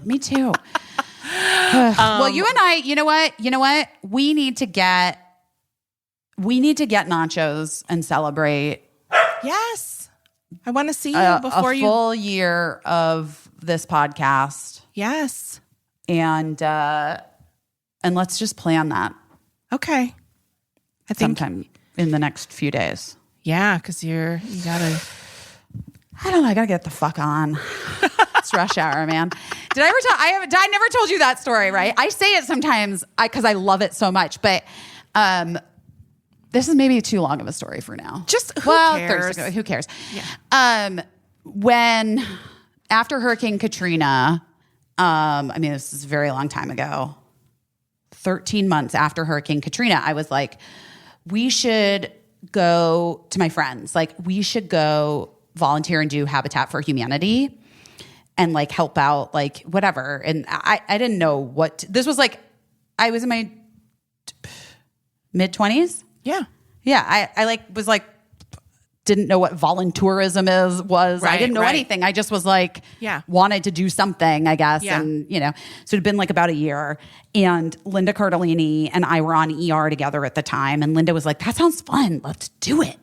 And so we planned this trip. I think there were like 12 of us. Abdi came, Sarah Shetter, and her then boyfriend, Mark, who's now her husband, and they have kids. Will Daly and his then girlfriend, Nisa, and they have kids. One of Abdi's friends came with him, and Linda and the guy she was dating at the time did not end up getting married to that guy. And Mark and I were just had just started dating, actually. And so we went. Anyway, and it was, honestly, it was like the best case, like, scenario for that, like for a trip, because we would do, the shifts were kind of like short. Yeah. They were really early, but like you didn't do it that long. Yeah. And we very quickly sort of figured out that like, it's more just about like getting people involved and less about really like doing building the something. hard labor. You know what I mean? Yeah. And so then we didn't really have too much pressure about like doing it. Like we painted like one house, you know what I mean? We're like, we did a good job, you know, but it wasn't, that house was going to get painted is all I'm saying. But so then we just like used it as an opportunity to kind of like pump money into the New Orleans economy, which was still very much struggling to come back. I mean, it was pretty wild, you know? Yeah. And we were going to restaurants that were like, you know, were not full, some of them had just reopened, and like the best restaurants in New Orleans, and at night and like having the best time. And I went to a psychic, of course, and it was very exciting. Saw music, but one day on our lunch break from Habitat, we like one of the guy who was like assigned to our group from the organization we were like, we don't want to like eat the food that they are like, where can we go? We have cars, like we have rental cars. Where can we go? And he's like, well, there's a really good sandwich place. And you know what a turkey sandwich bitch I am, you know? Yeah. So we all go to this like sandwich place and we're waiting in there. And then this guy comes in, we're waiting for our sandwiches. And the guy was so nice. And he was like, I mean, like there were like 12 of us or something that walked in, and I could tell he was a little bit like, oh, but, you know, they're working on our sandwiches. And then this other guy comes in, and then they got into like, I guess like essentially like a businessmen's dispute, like we're in the like lower ninth ward. Yeah. Okay. And he was like a business owner there was a situation. I don't know. And then the guns came out. Oh Lord. Yeah. And that was wild. 'Cause we're just sitting there in this very small little sandwich shop. Yes. And the guy just said, get the fuck on. Just get the fuck on. It's rush hour, man. Get the fuck on. I told you, get the fuck on. It's rush hour. With the gun pointed at the other guy's head. Yeah. And like backs him out of the place. And then we were like, and then we're just sitting there like, oh my God, oh my God, oh my God, oh my God. And the guy was like screaming he was going to come back and shoot the place up. And we were like, oh my God, oh my God, oh my God, let's just get our sandwiches. Let's just go. So we got our sandwich. We were like, thank you. We waited for the sandwiches, but yeah, of course. You didn't obviously run. You didn't run from a sandwich. Listen, here's what I'm going to say to you. I had to see, and those sandwiches were fucking delicious. Okay. Worth it. They were. I mean, I don't know if they would have been worth my life, but anyway, so we waited for our sandwiches. We got our sandwiches, got in the car, went back. Everybody was like a little bit quiet. And then I was just like, I don't remember who said it first, but we're like, it's rush hour. Get the fuck on. It's rush hour, man. And I was like, I love that. I'm going to like say that to people. So sometimes I do say to people, I'm like, get the fuck on. It's rush hour. Okay. Like, just like, I'm too busy for your fucking bullshit right now. Yeah. Just get the fuck on. It's rush hour, man. Just get the fuck on. So sometimes I say that to like people and they really don't know what I'm talking about, but maybe if they've listened to hour 4 of this podcast today, from now on they will. So get the fuck on. It's rush hour, guys. Is that a great saying? It's really good and super smooth. And it encapsulates so much. It's like, just get the fuck on. Yeah, like we're all dealing with this. I'm just trying to sell some sandwiches to some people. Like, it's rush hour. Let's talk about this later. Wow. I love it. Well, you got a sandwich from a real cool customer. Can you imagine? I would have not been able to say anything nearly as cool and handled that nearly as calmly. It was wild. That is It was, but I also like, I know this sounds so bizarre. I also like seeing guns like that close and personal in an aggressive way is not a thing that I'm used to. Right. Like, yes. It's not a thing that I have really any sort of frame of reference Yeah. for. But I weirdly, like, I was surprised, but like weirdly did not feel very scared. Does that make sense? Yeah, it's weird. I mean, listen, I did grow up around guns, and I just always have that. I still always have that weird feeling of like when you see a gun, to me, it's like something's not right here. It's like when you walk into your house and like maybe you know something's not the way it was. Like that's how I feel about a gun. Is like the same way I feel about like a rat, or you know what I mean? Like I feel like, oh, something's not right and not natural. Rat? Like when I see a rat, I'm like, that's not right and not natural to me. I'm not meant to be around this rat. And that's how I feel about guns, even despite having grown up around them. So like post 9/11 in New York City, it was really rough for me because I had to walk through Grand Central and just see like soldiers with guns like straight out, and it wasn't for me. Well, seeing soldiers with guns like in America, like on American streets is disconcerting. There are It's other countries disconcerting, in the yeah. world where It never like, makes me feel safer. No, you don't feel safer for Yeah. sure. I agree Yeah. with that 100. Yeah. But also, But in that situation where two people are just like having a dispute, I probably, you were saying like it was like, it probably happened so suddenly, and like you were so curious about what the dispute was. Like that is such just a thing that doesn't happen in your life. So you probably just didn't even have time to process it until later. Yeah. I mean, no, we definitely did not. I was in a writing class one time when a guy pulled out a gun. What? To like illustrate his, and I had the same reaction. I was like, what? Are you kidding me? Like, I'm pretty sure I was like almost like laughing, and the teacher of the class was like dropped a brick, you know, like. Well, like, yeah, especially in a class. I mean, that's fucking terrifying. Yeah, in New York City. But I was like, just, I don't know where I was in my life. I was like, oh my God, this guy has a gun. What? Well, it was probably pre-mass shootings. I mean, What year was it? Yeah. I'm sure it was, it was pre-Columbine. Pre-Columbine. Yes. Okay, Vay. What? This took a real dark turn. Dark turn, but well, listen, there you go.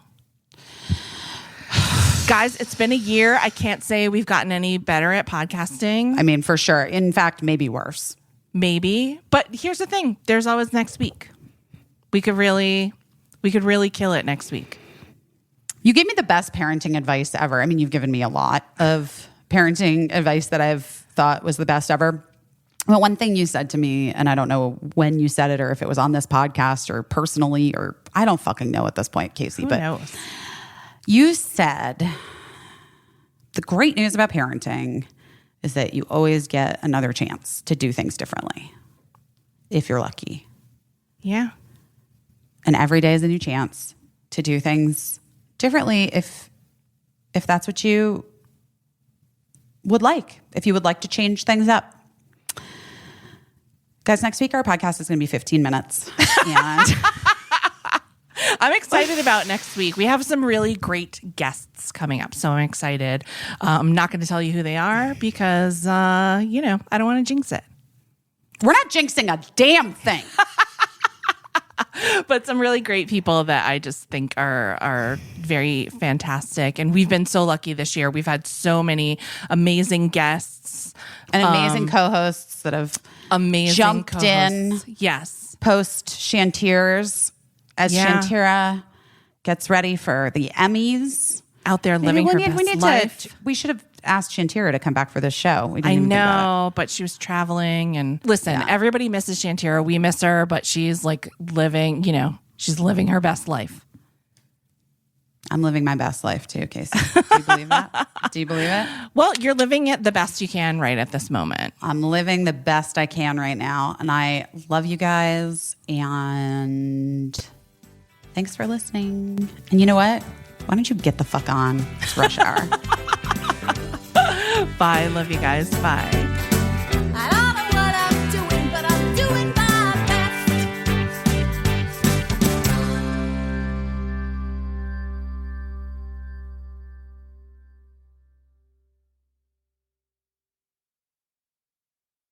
Oh no.